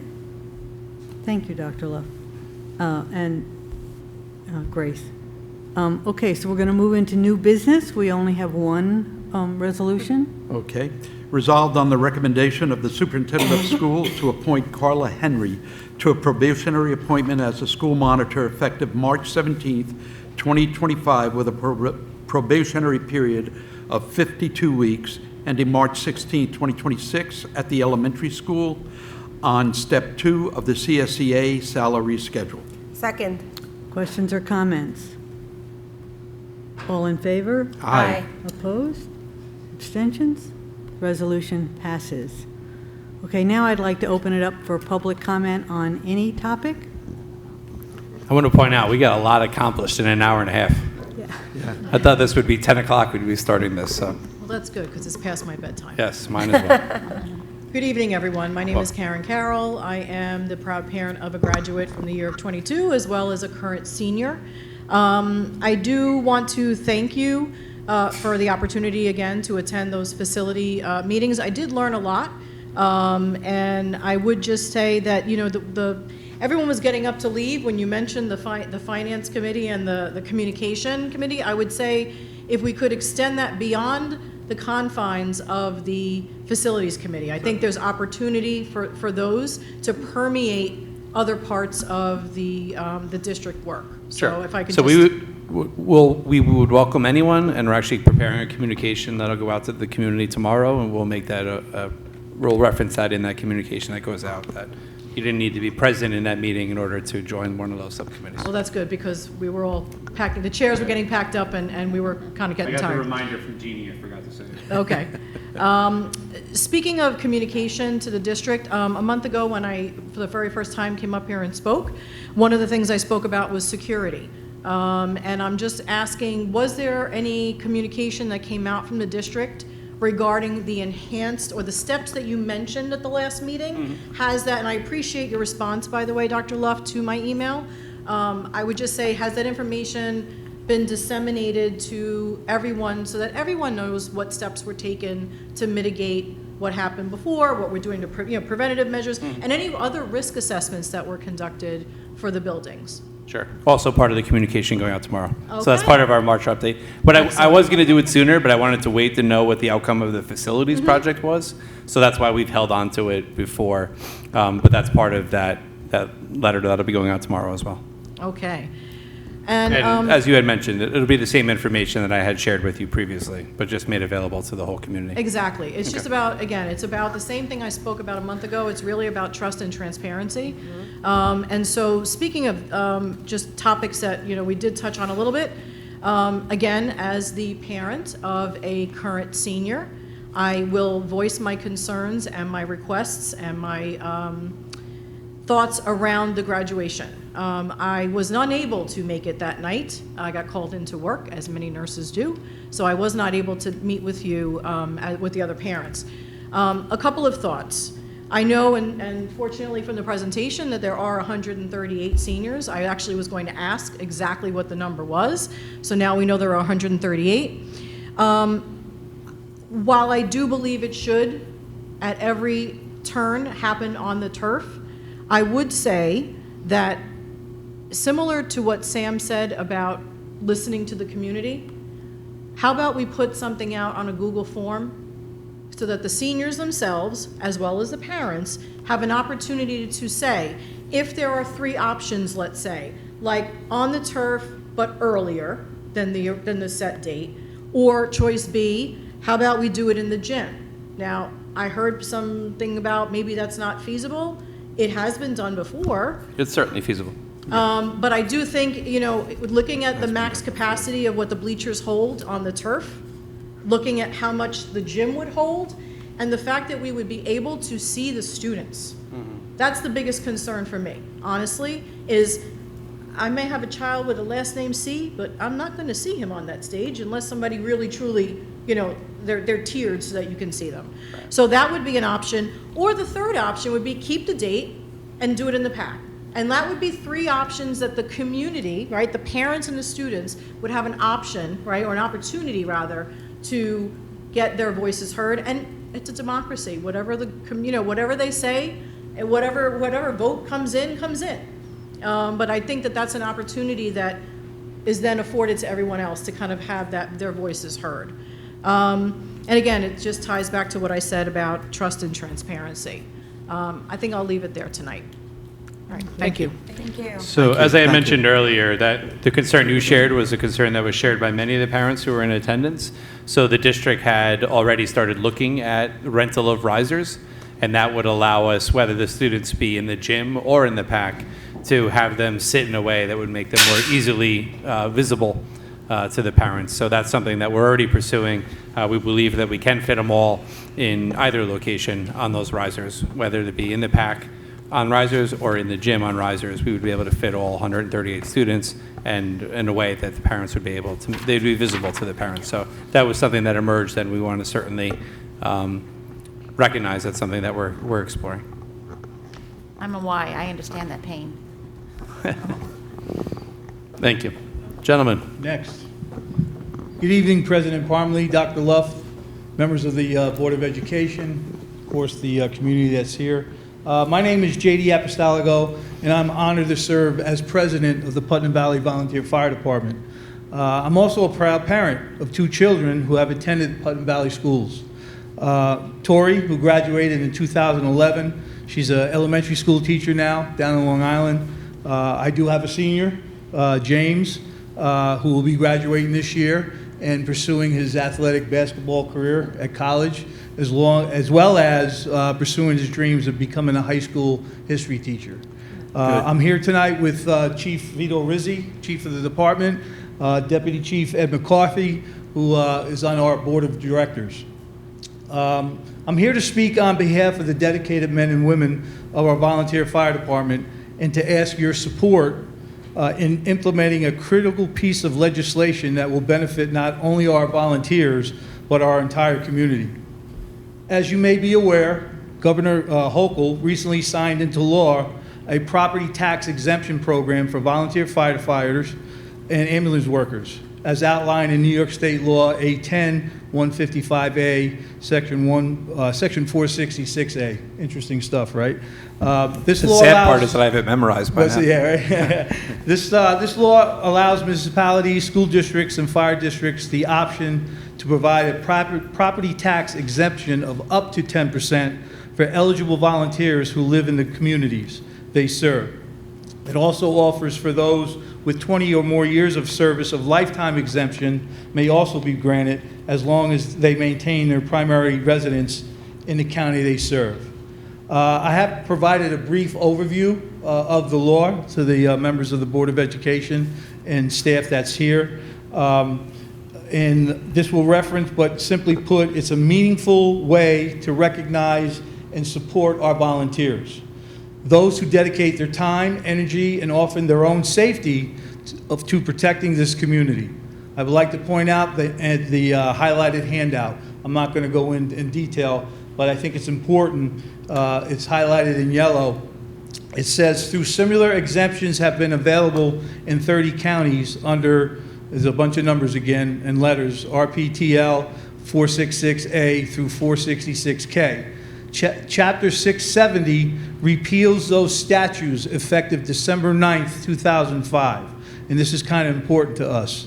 The jurisdictions that have been offering exemptions, which the school district does under 466C, those statutes will have to be adopted by local laws, ordinance or resolutions by that date conforming their exemptions to the provisions of this summary. Basically what it's saying is that we're up against a timeline. If there's no action taken by the date of December 9th, 2025, it goes away forever, and we will not be able to take advantage of the law that was signed into legislation. So that's why that's highlighted. Recruitment and retention of volunteer firefighters is a growing challenge, not just for our department, but across the state. While people volunteer out of their deep commitment for service, financial incentives like this help us retain our dedicated members and attract new ones. Our firefighters, respond to emergency calls 24 hours a day, 7 days a week, all hours of the night, in every kind of weather, often leaving their families and jobs at a moment's notice. We spent countless hours training to ensure we are ready when that alarm goes off.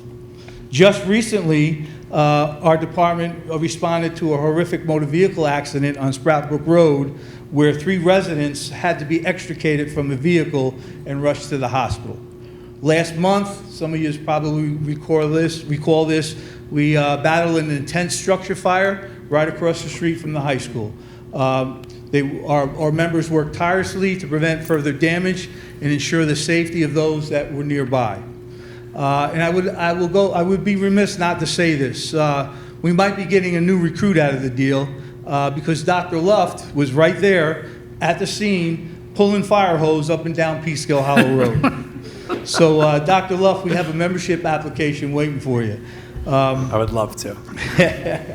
Beyond the emergency response, we are deeply involved in the community, helping with fire prevention education in our schools, supporting high school athletic events with fire apparatus escorts. We participate in the trunk or treat. We work alongside the Putnam Valley Volunteer Ambulance Corps. We respond to every single cardiac arrest that's in town. That's to mention some of the things that we also do. We're also responsible for 13 miles, roughly 13 miles of the Taconic State Parkway, where we see a number of motor vehicle accidents, extrications, vehicle fires, and that's, we're at least out there once, twice a week, maybe 3 times a week, especially in the wintertime. It could be every day. Yeah. We're out on the Taconic. So tonight we are formally requesting that the Board of Education support and adopt this property tax exemption for our volunteer firefighters and ambulance workers. This is not just about recruitment, it's about sustaining the dedicated men and women who already has given up so much of their time to the community. While no financial incentive can replace the deep desire to serve, providing this exemption is a concrete way to show our volunteers that their sacrifices are valued. On behalf of the members and families of the Putnam Valley Fire Department, I want to thank you for your time and consideration in this important issue. I'm happy to answer any questions that you may have. I can always be reached at any time. And without further ado, Chief, would you like to say a couple words? Ladies and gentlemen, thank you very much for the opportunity to be here with you this evening. I don't know that there's anything that I could add to the exceptional job that President Apostolico just did with explaining to you the commitment, the dedication, and the amount of resources and hours and times that is spent on behalf of this community for nothing more or less than pure love of community and the desire to serve. We are out there 24 hours a day. We are out there 7 days a week, and we're out there 365 days a year, often on holidays in the middle of the night, or in those terrible storms where everybody else is hunkering down at home. I ask you to please keep that in mind. If there is a way that we can show our volunteers the appreciation, this is a small token, I believe, to ask for what they contribute to this community. I thank you for your time. I thank you for your consideration. And have a good evening. Thank you. Thank you, Chief. Also, Chief McCarthy has a long history in the department with his children going through Putnam Valley schools. Yeah. Ed, anything you'd like to add? Yes, just to clarify one aspect of what you brought up. It's a 10% reduction, as the board members would know, but the general public might not. A 10% reduction off our assessed value, not 10% off of our taxed amount, but off the assessed value, just to clarify that. Thank you for your time. Good point, thank you, Chief. Yes. Is there a limit? It's up to 10%. 10% is the limit. Okay, but not a monetary value limit? No, it's on the assessed value of your property. The current law, Well, the current law, this is 466C. Dr. Luff, you want to? Sure. So when this law first came into effect, it was actually approved at county levels. Putnam was one of the counties that approved it. Each county got their own letter, so it was 466A, B, C. Putnam County ended up being C. So the previous law that was in place for many years and has been offered by the school district, and we have several of our volunteers take advantage of, was capped at $3,000. So that was the cap of the previous law. In 2022, Governor Hochul signed into a law that allowed up to 10%, but removed that $3,000 cap. So what's being requested of the board this evening is to simply update what is now the expiring 466C that represented Putnam County with the new 466A, which allows for up to a 10% deduction. And an important point was made. It's 10% of the assessed value. It's not 10% of your taxes. Right. So you would just get a new tax bill that represents a home valued at 10% less than what your home is otherwise valued. So a $500,000 home would be reassessed at $450,000. Taxes would be paid at the $450,000 rate as opposed to paid at the $500,000 rate. What is the current, I'm sorry. Go ahead. Maybe the same question. What is the current volume of volunteer firefighters and ambulance workers would be currently eligible? It's not exact. We estimate around 40. It could go up to 42, 43, or it could drop to 37. But right now, we estimate as firefighters, around 40 members could take advantage of the law. Ambulance Corps, I couldn't tell you that. Well, I can get you that information. I do know right now we have 11 firefighters that take advantage of the current exemption. There's certainly, I'm sure, many have reasons for not taking advantage of it. But another important piece to point out is it's not made available for every volunteer firefighter. 20 years of service. Well, Yeah. 20 years of service is a lifetime exemption. Yeah. But there's other criteria that must be met in order to qualify.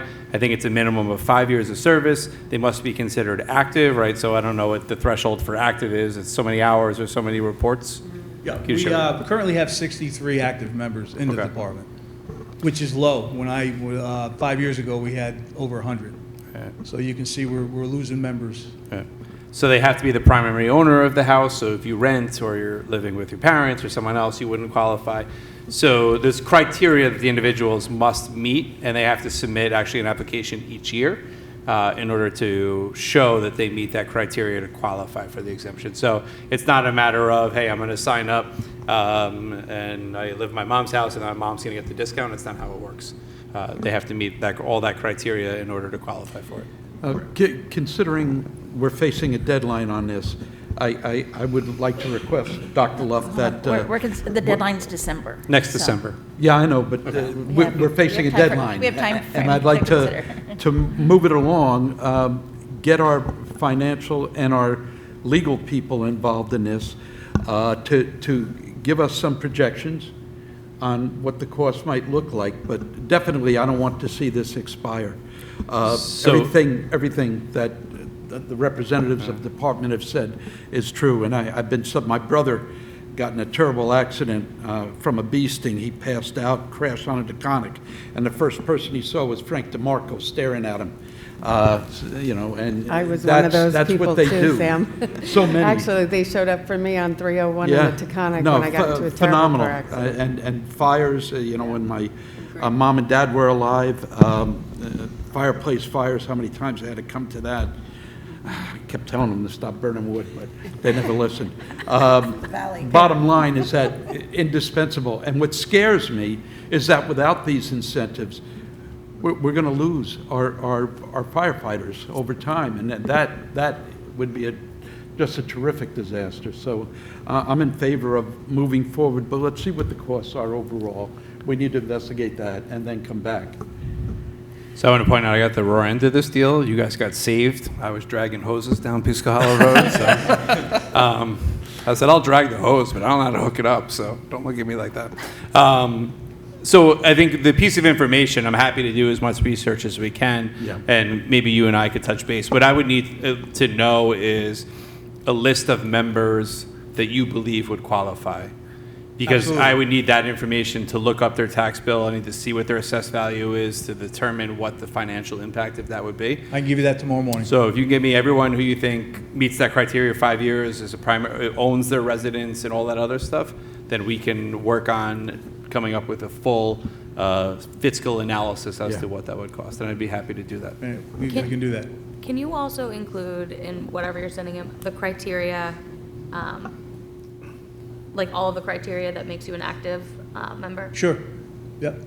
I think out of that's very curiosity. helpful information, actually, because there's lots of misinformation out there, and if people don't have all of the facts, they may see this in a certain light. Or they make them up. I have to share that I am 100% on board to support if we can, in any way that we can. Your work is invaluable to our community. We all, I think, in some way, shape, or form, have been touched by a personal tragedy that involved firefighters, and we're just grateful. So, if we can help, we would love to be able to do that. It's got to be financially, feasible for our students in our district. But I certainly am in favor of trying to do as much as we possibly can.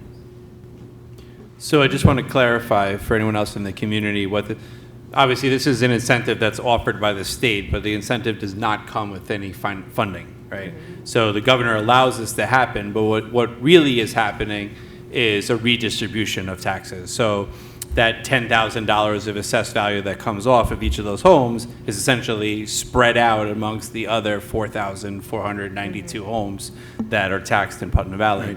Correct. I see that as this is my personal opinion because I don't get a vote on this, but I see that as a very minimal fee that you are paying for the service that these volunteers are providing you. Exactly. If your taxes go up $6 a year because of this exemption, you're paying $6 for fire and ambulance service 365 days a year, And boy, is it 24 hours worth a it day. when they show up at your door. You're not kidding. But I did want to be clear that this is not, Governor Hochul's not writing us a check to offset it's really a redistribution of taxes across the community. So in essence, other community members are contributing towards the service of those volunteers. And also keep in mind, if it is enacted before the deadline, it doesn't take effect to 2027. We missed the deadline this year for 2026, so we're But behind. the existing one is still in place for this year. Right, the existing one will still Okay. be in place. That's why it's important Yes. to beat that December 9th, 2025 cutoff. So, yeah, absolutely. I just wanted to add that I may not look like it, but I was a volunteer ambulance in Long Island for 4 years because my day job wasn't interesting enough. Where do you live now? Do you want an application I too? do live in Putnam Valley now. All right, we'll get you an application too. They'll take it. All right, thank you all for your time, and thank Thank you you. even more. Thank you. Thank you for your service. Thank you, guys.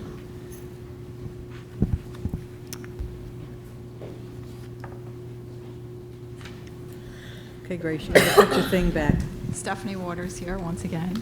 I wanted to ask Dr. Chen about what is, you brought up the screen, but I didn't get a chance to really take a look at it. I want to know how much does it cost for Putnam Valley to educate a student? We could put it back up on the screen if you like. So you're asking about the cost per pupil? Right. And how we got to, I don't understand why we would take some of the expenses out of that to come to the cost.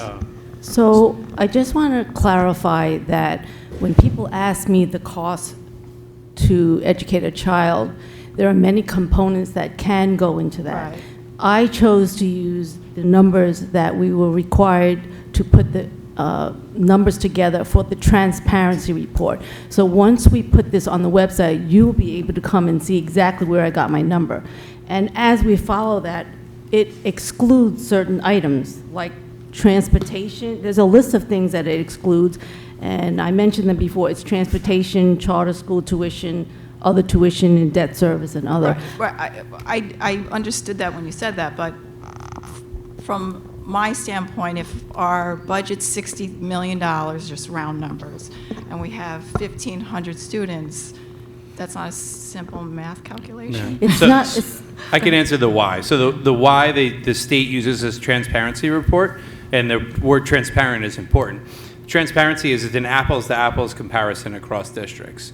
If we don't use the transparency report, we would compare ourselves to a school like Croton, a similarly sized school, but they don't transport any students within 2 miles of their school. They all walk. So their transportation costs are significantly less than ours.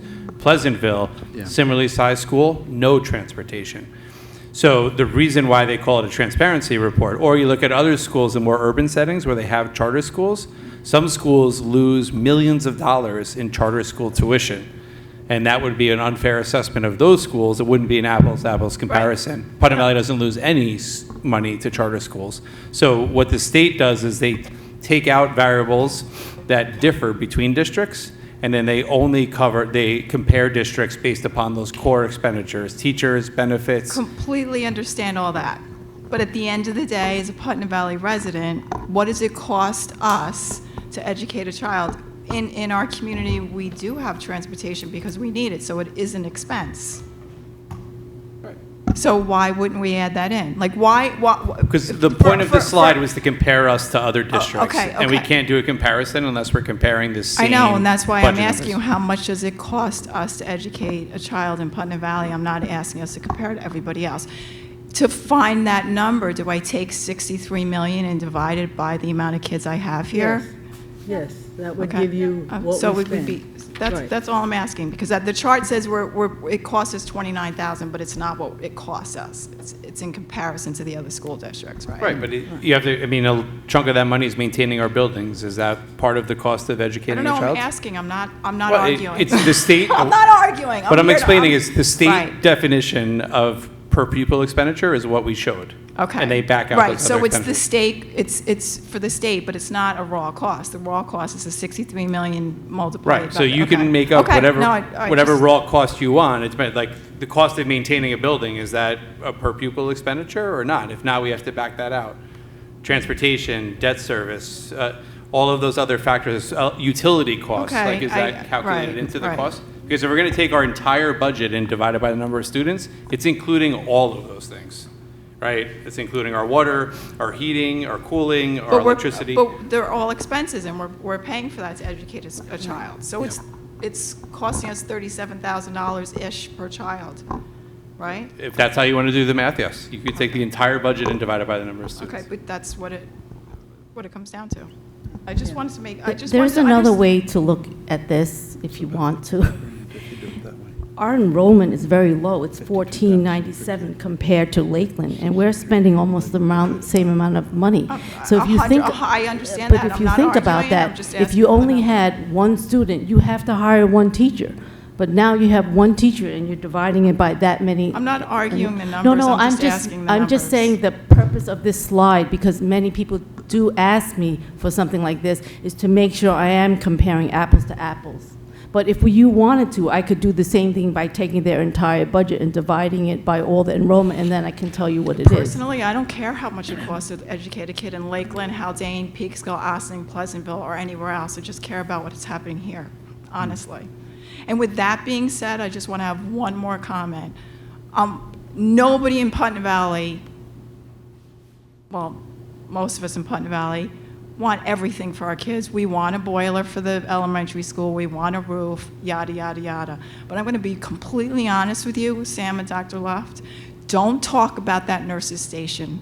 It's offensive. That nurse's station has been outdated since 1970. Yeah, it has been. There's been things that we threw money at, and now all of a sudden it's an emergency. It's wrong. We never had a pandemic before, and that's why we were You said reconsidering that. 1950. I could tell you that nurse's station's been the same since 1972 when I entered kindergarten, and you said 1950. We're now in 2024. This is your responsibility to take care of that nurse's station. It's disrespectful to our kids, and to talk about it here today is even more disrespectful. It's your responsibility to take care of that nurse's station and it We are not be trying to outdated take for, care of it's it. been outdated for 70 years. Well, we are 70, trying to not take care of 7 it. years, not 10 years, not 15. You took down the cement bleachers in the elementary school. Was that more important than the nurse's station? I can't It ju- speak it for just- what other it just- boards have done in the right. past. But this is what happens. This board is going to change that and going to fix it, this board. But Sam. Not what I'm- boards in the what- past. But what I'm trying to say is, we walk through this, you and I I've been walking through here for 50 years, you've been walking, I'm not gonna, how long? Long time. There's a lot of things, you take 2 + 2, it's not equaling 4. And that's what it comes down to. Again, Which is we why- can't speak for former boards why they did or didn't, but we can speak for this one, and this one has made the nurses' suite a priority because of those very reasons. I wasn't on the board Right, when but they it was, decided it's to remove 70 the cement years, or it's anything not else. 20 or 10, You know. it's 70. So, but And I if would it say was that- left off, that wouldn't be taking care of it, right? I'm sorry? If it was left off No, the plan. no, I'm just calling that out on the wouldn't fact be that maybe taken it out should have been taken Right. care of But way before now. Again, the people sitting here now, we're not Well, necessarily here then. We We are weren't. here now, and we want the very best for all of our children, as do you. I understand So we're trying that. to I fix understand it. that. But both So of it's you making brought. it look but like I- we're not but- trying to But fix both it. of you brought up the nurses' station as if we're saying no to the nurses' station, and all of a sudden that's a priority.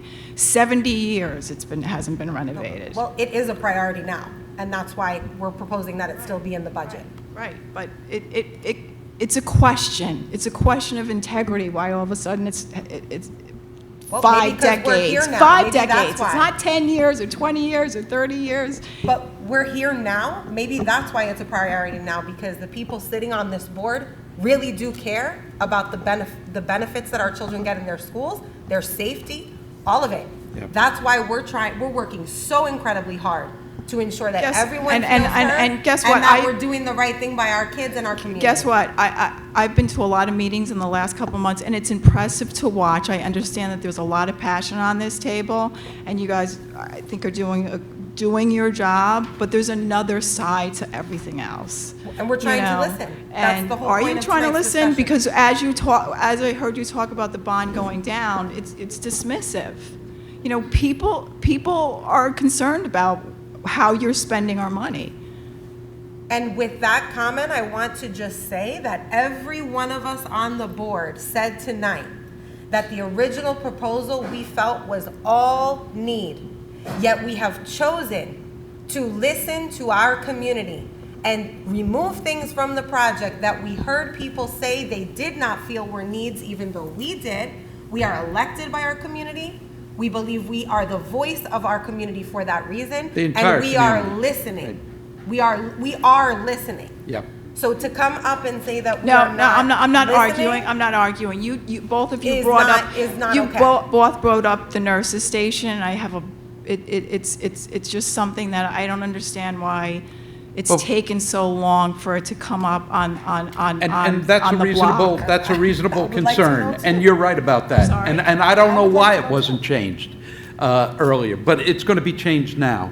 And there was no disrespect ever put out to the public or anyone else in mentioning that as a need, because it is a need.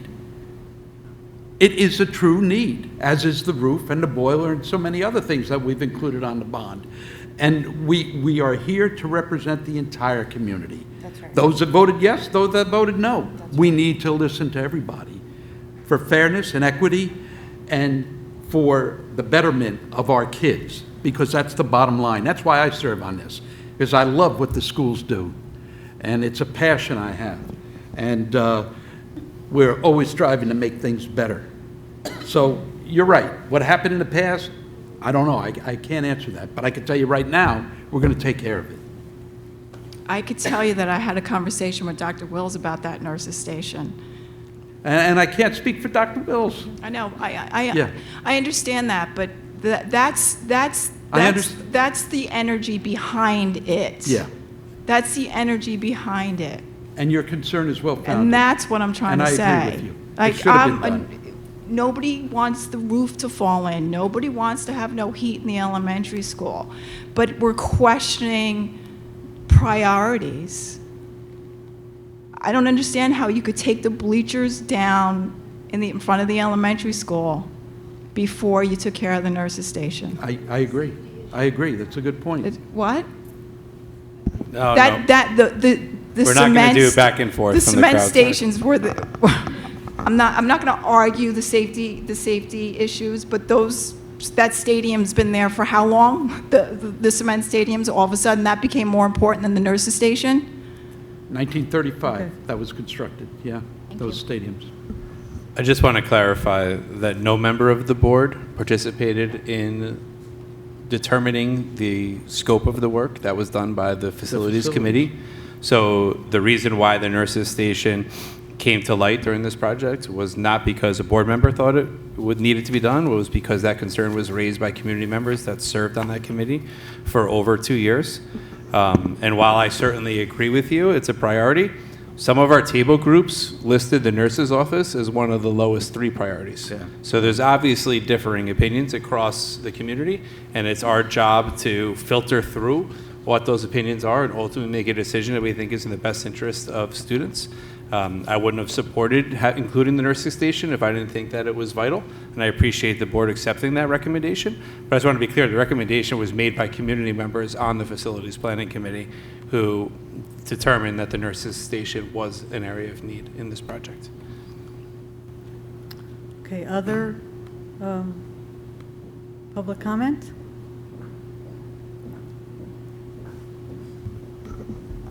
Mr. Ramonde, how are you, sir? Dr. Left, how are you? Good. Members of the board.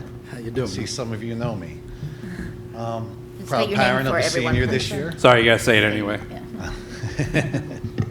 Michael Raimondi, proud parent of a senior this year. Obviously, I'm concerned with graduation.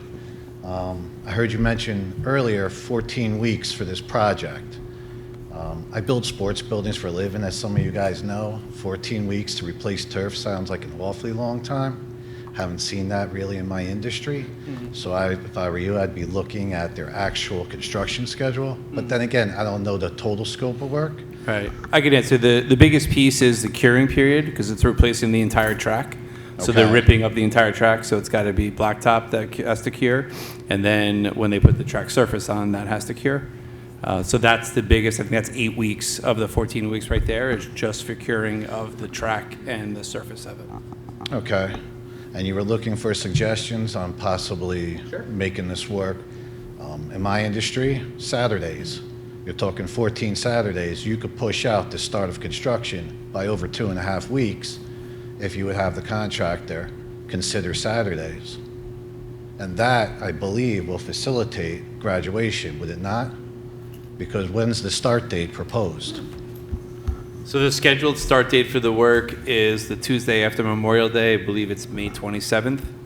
So it's approximately, what is that? A little over 3 weeks before the graduation is scheduled. The You might be graduation able is to scheduled gain for 2.5 June 20th. weeks with Saturdays and possibly maybe 10-hour days here and there. I'm sure after talking to a contractor, I mean, in my industry, we're given certain, finish dates and start dates, and we got to make it work, whether we put in Saturdays, a little overtime here and there. But certainly Saturdays will give you almost 2.5 weeks. And maybe if you brought graduation, maybe started a few days earlier or something, you might be able to work it out with the contractor. I think that right there might work. Yeah, I'm happy to follow up with the contractor about the possibility of working on Saturdays and see what they say there. Part of the issue, and we discussed this with the last group of parents, is there's no availability indoors for many of those weeks. There's regents exams going on, there's contracts that are signed for dance recitals. So if we look to move it up, which was something we did consider, we're looking to move it up to a date of like May 29th. So that it would be significantly earlier in the year. Not to say that we couldn't do it at that time. Or you could always split the difference.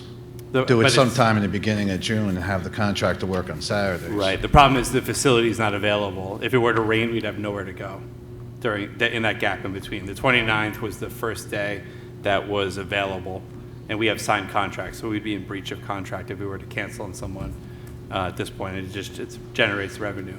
But I'm following you. We certainly looked at the possibility of moving it earlier into May. One of the biggest concerns there is now you run into the end of the sports season. So we could technically have students participate in a sectional baseball game or softball game on the same day as graduation. And then we're now forcing students to choose between being there with their team or graduating. And that's, at least the parents that were there in the first group were hesitant to put students in that situation. We could be looking to neighboring schools to assist us with moving a sectional game. A graduation's a once in a lifetime. Right. It's the students playing in the game, though. Okay, understood. Listen, I'm happy to ask about Saturdays, and I'm happy to explore any other solutions. I don't love this any more than anyone else does. I don't want students to feel like the seniors to feel like they're being gypped. But if I were to say, we're graduating on the 20th, and we're just going to delay the fall sports season, you better believe that I'd have a room full of parents of juniors that are saying, how dare you take this away from my kid? There won't be a senior night. They won't have a homecoming. Graduation's been moved indoors 50% of the time anyway. We've had as many indoor ceremonies as we've had outdoor ceremonies in Putnam Valley. Yeah. And we're trying to weigh all of those things. I wish they said they can get it done in 10 weeks and it wouldn't touch anything. I'd be all about it. But we're trying to balance the impacts of one versus the other. And it's kind of an impossible situation. So I'm all for any creative solutions and what we could explore. I'm happy to ask about Saturdays. In the scope of work, what are they starting first?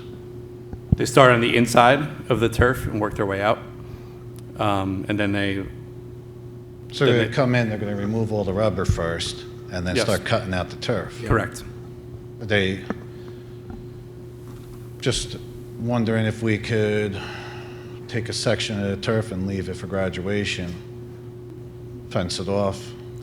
Problem is would it be there for 3 weeks? I don't think Yeah, that... it's not going to, yeah, I understand, it's not going to work. If it was a matter of days, I mean, I would delay it. Like if we decided on the 29th to hold it on the turf on the 29th, I would just simply tell them they got to start 3 days later. That's not an issue.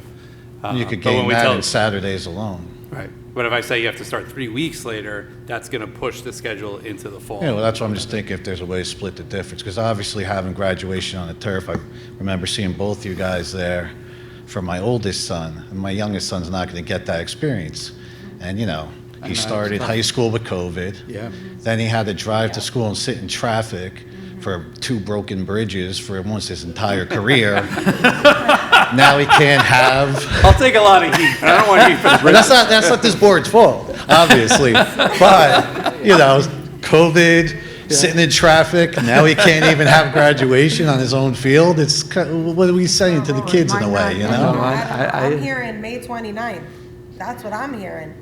I'm hearing And I May think every 29th. parent in this room, in this community, would agree with it. I think, as like I said earlier, I've seen both you guys at my oldest son's graduation. Yeah. It's great to have it on the field. I got pictures in my phone of the sun going down, and Yeah, it's it's a gorgeous. really great moment. The- I have the- pictures in my house of it. The truth of it is, Michael, though, having a lot of experience in district, 35 years, we held, as Dr. Luff said, half of the graduation ceremonies indoor due to weather. So even if we plan it on that day and everything works out, as Understood. you're suggesting, and it rains, we're back in here again. Listen, I can't be mad at Mother Nature, Yeah. but I do know that there is some control. There's I got to hear be you. some sort of compromise, some idea that can make it work. Yeah. Moving it up, doing Saturdays, potentially allowing the contractor to do 10-hour days. I mean, I do it all in my industry. I have certain dates I have to meet. We're building a sports building in New Rochelle right now. I know the dates I have to meet. We're doing Saturdays. We're doing 10-hour days. We're doing what's needed to be done to meet the opening date. I don't think that asking the contractor to push it off, maybe 3 weeks is too much. Maybe a week and a half or 2 weeks could work, because you could easily pull the 2 weeks out of Saturdays alone.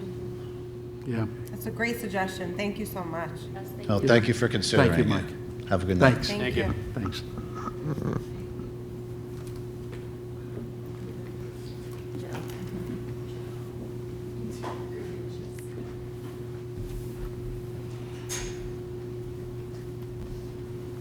I'm just here to stretch my legs.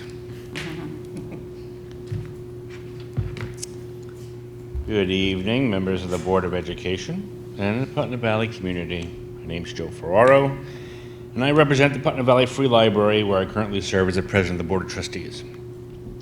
I'm here to publicly announce that the library's Section 259 ballot initiative will officially be included on the ballot for the May school budget vote.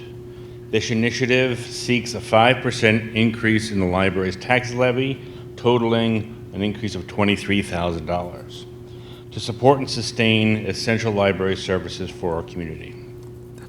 It is essential to highlight that this library ballot initiative is separate and distinct from the school district's budget and bond initiatives. While the vote occurs on the same day, the library functions as an independent entity, and this funding directly supports the resources and programs we offer to Putnam Valley residents. For taxpayers, this proposed increase equates to an estimated rise of between $2 and $10 for each taxable property. The median household in Putnam Valley will experience an increase of less than $5. Though this constitutes an increase, we view it as a modest investment that supports continued access to essential library services, educational programs, and technological resources. We encourage everyone to stay informed, ask questions, and most importantly, vote on May 20th between 6 a.m. and 9 p.m. in the elementary school cafeteria. Help us continue serving the community. Thank you for your time and support. With any questions, you can reach me directly by email at joseph.ferraro@putnamvalleylibrary.org. Joe, Thank you. When the 259 went up a few years ago, again, can you go over the cost increase from then to what you're proposing now? So it is $23,000 total, which Total. represents 5% increase from the last budget, the last vote we had, which essentially is 2 years ago, so it's a 2.5% increase over the last 2 years. Okay, thank you, thank you.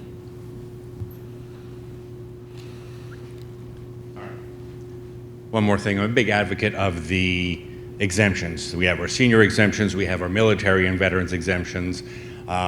Yes, it's a redistribution and a shift of the burden of the taxes, but at a 10% cap for volunteer firefighters and ambulance corps, if they're talking about 50 or 60 individuals, average household being valued at $411,000, you take the math, that's $4,000 off of each one of those properties. It's a small shift. I think it's well worth it as a give back to our community. Thank you. Thank you, Joe. Anybody else? Sure. Just to follow up on something, and we have a senior representative here at the table, which is really important. And I don't want us to have the conversations in isolation and ignore what the seniors might want. So I would, again, implore you to bring this back in a Google form, vote format, somehow with 2 or 3 options, so that the seniors have their voices as well as the parents. Yep. So I think it's great that we're talking about it, but I don't want us to talk about it in isolation and leave out the most important folks, which are the ones that are actually graduating. That's Thank the you. truth. Yeah. Thank you. Thank you. Want to add anything, Abe? Sure. We kind of know where you stand, but you could say it again. You guys know how, all the seniors, they want to graduate outside, but there's a lot of logistics behind it that need to be worked out, and I feel if we just asked all the seniors, what do you want, we could pretty much guess the answer. We want to be outside, and Yeah. I feel a lot of them don't really understand the whole, the logistics of it, well, then sports season gets pushed back. Well, that's not my problem, I'm not here. So there's a lot of understanding both sides, that there's some students that will, but some students won't. So it's good to have the conversations that keep us involved, and get an explanation to the whole situation, not just the turf's getting replaced, so your graduation's inside. An explanation would be. So before actually asking students to vote, make sure that students are fully informed as to what each of the dominoes that it's knocking over when you vote. Like you said, the dominoes. Okay, if we keep you happy, realize the fall sports season is going to be impacted. Right. But if you have graduation inside, just so they could see both sides and make a decision for what's best for the most people. Right. Yeah. Thank you. Very insightful. Yeah. For an 18-year-old. Okay. Since you have such a firm grasp on it, we're going to let you lead the conversation. There you go. People already come to me asking about every sorts of thing. We'll line them all up in the pack, and we'll give you a mic. We're all sympathetic to it, that's for sure. Yeah. Okay, upcoming meetings. We have budget presentation, the next meeting in March. That's the soup du jour for the next couple of meetings. Okay. So we'll repeat our budget presentation and ultimately until we reach an adopted budget. Okay. Maybe to kind of go with what Crystal was saying before,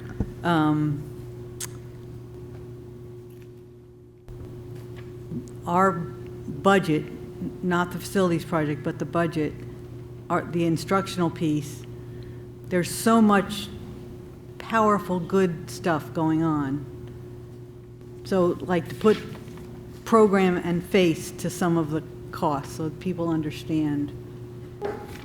It's not just, I mean, the money, the slides were great, but people need to understand what their taxes pay for, and the kind of learning and growing that these students are doing. So I'd like maybe to somehow work some of that in, so people have a face to the money. I like that idea. Speaking of which, the elementary science maker fair was a lot of fun again. Yeah. And I'm looking forward to seeing those students here. Hopefully, you'll schedule that soon because that's always a great opportunity. That's great. Yeah. We sat in on the syllabi literacy. That's always great if we could get a representative from there to show. The CAS presentations are coming up. Right. Something like that. So Are they a lot still of doing the opportunities CAS and coming up. TOK all on one piece? That's the plan. That's the plan. Okay.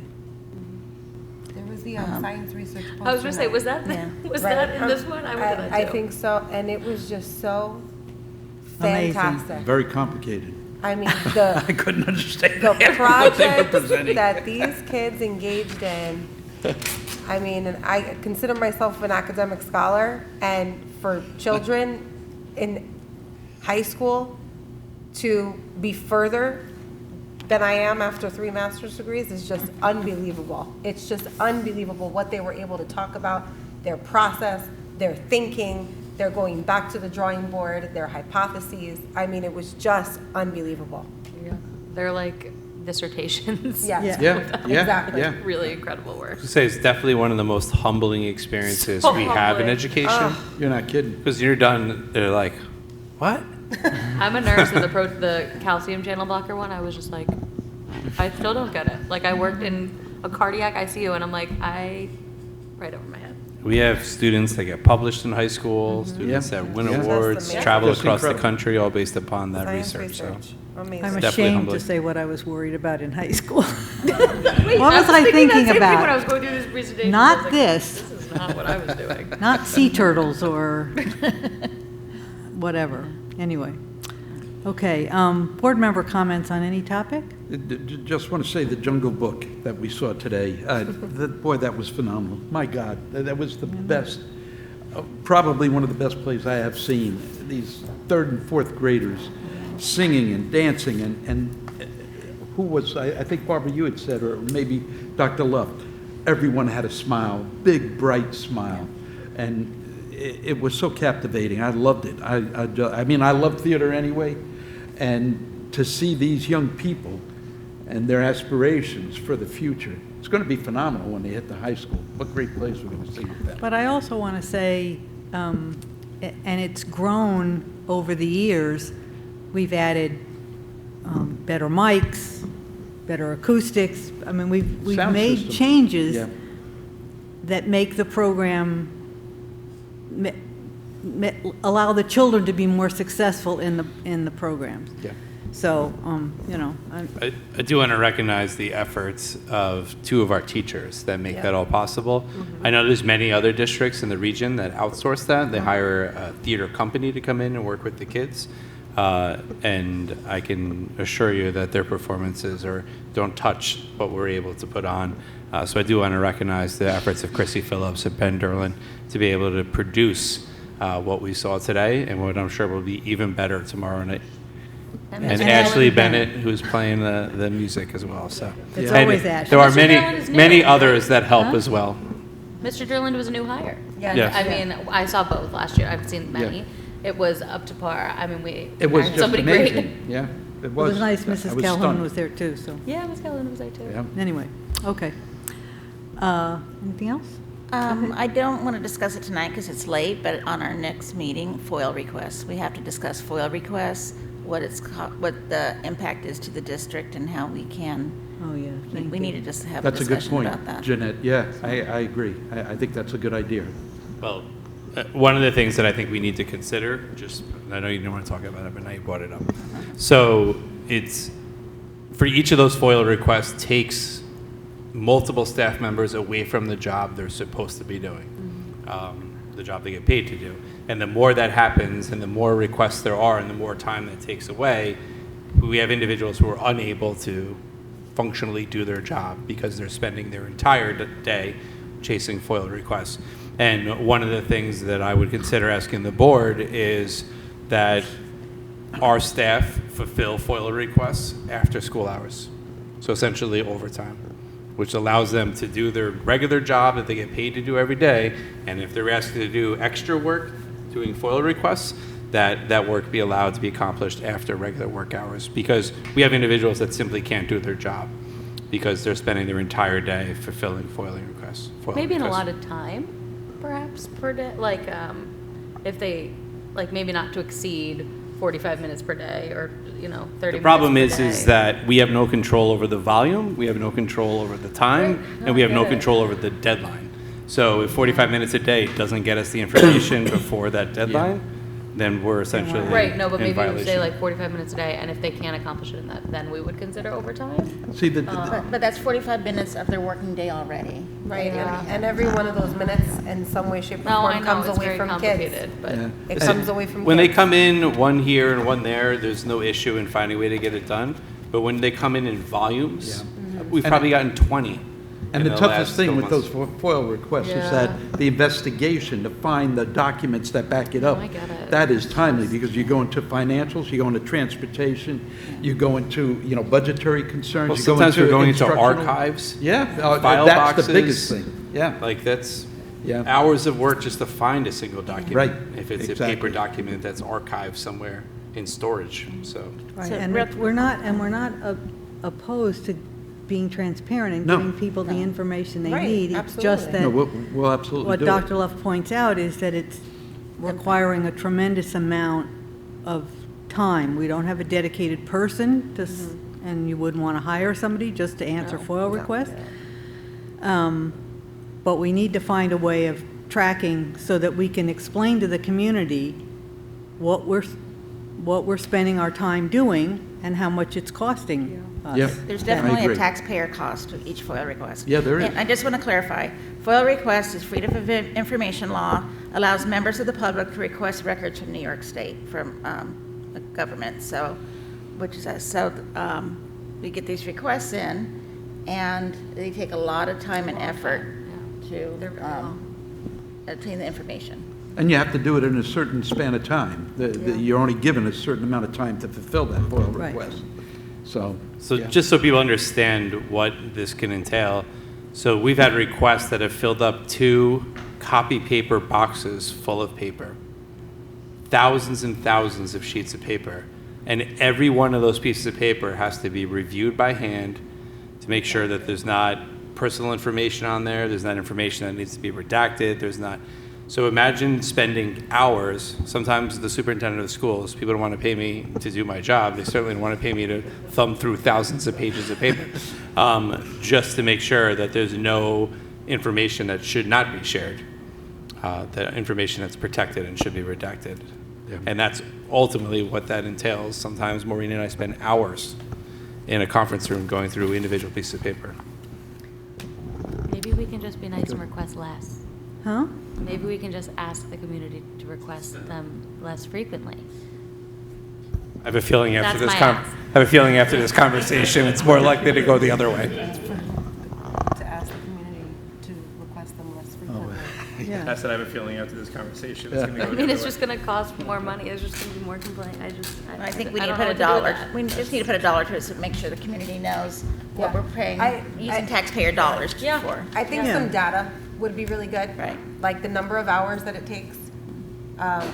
FOIL request A, B, C, number of hours and by which employee, so that it can be contextualized. I think that's important. Because every hour away from the actual responsibility is an hour away from children in some capacity, whether you directly touch children or not. Well, There's an effect there. when I was, town supervisor, it was a quarter a page. Quarter page. You wanted, building documents, whatever, it was a quarter a page.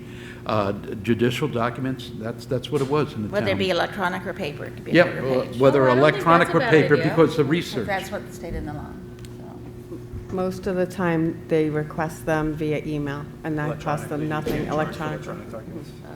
But the- We And- would we And would for us charge to electronic or collect data, paper. more data on FOIA requests, it just seems difficult. Like, it's getting to the point now with all of the requests we have, like, I don't even know how we quantify the amount of time that goes into these. I'm dead serious. But we're gonna have to, because in order to substantially, financially, Yeah. you need data to be able to say. For sure. Evidence, you need to be able to say that we need this funding, right? To be able to manage these requests. Well, every time you pull somebody away to make a copy or to research a copy, you're costing taxpayers money to fulfill that specific individualized task. That's what I'm saying. Yeah. So, again, the way we did it at town was just 25 cents a copy, electronic or otherwise. And that was it, you know? We would do it, no problem, but they would have to pay. Would help our revenue problem. Yeah. Well, when you have two boxes dollars, yeah. of, Really thorough record. thousands of pages, I mean, my God. Reams are expensive. Okay. All right. Well, huh? Okay. Motion to adjourn? So moved. Second. All in favor? Aye. Good night. Thank you all for you for staying, have a coming. good night. Thank you.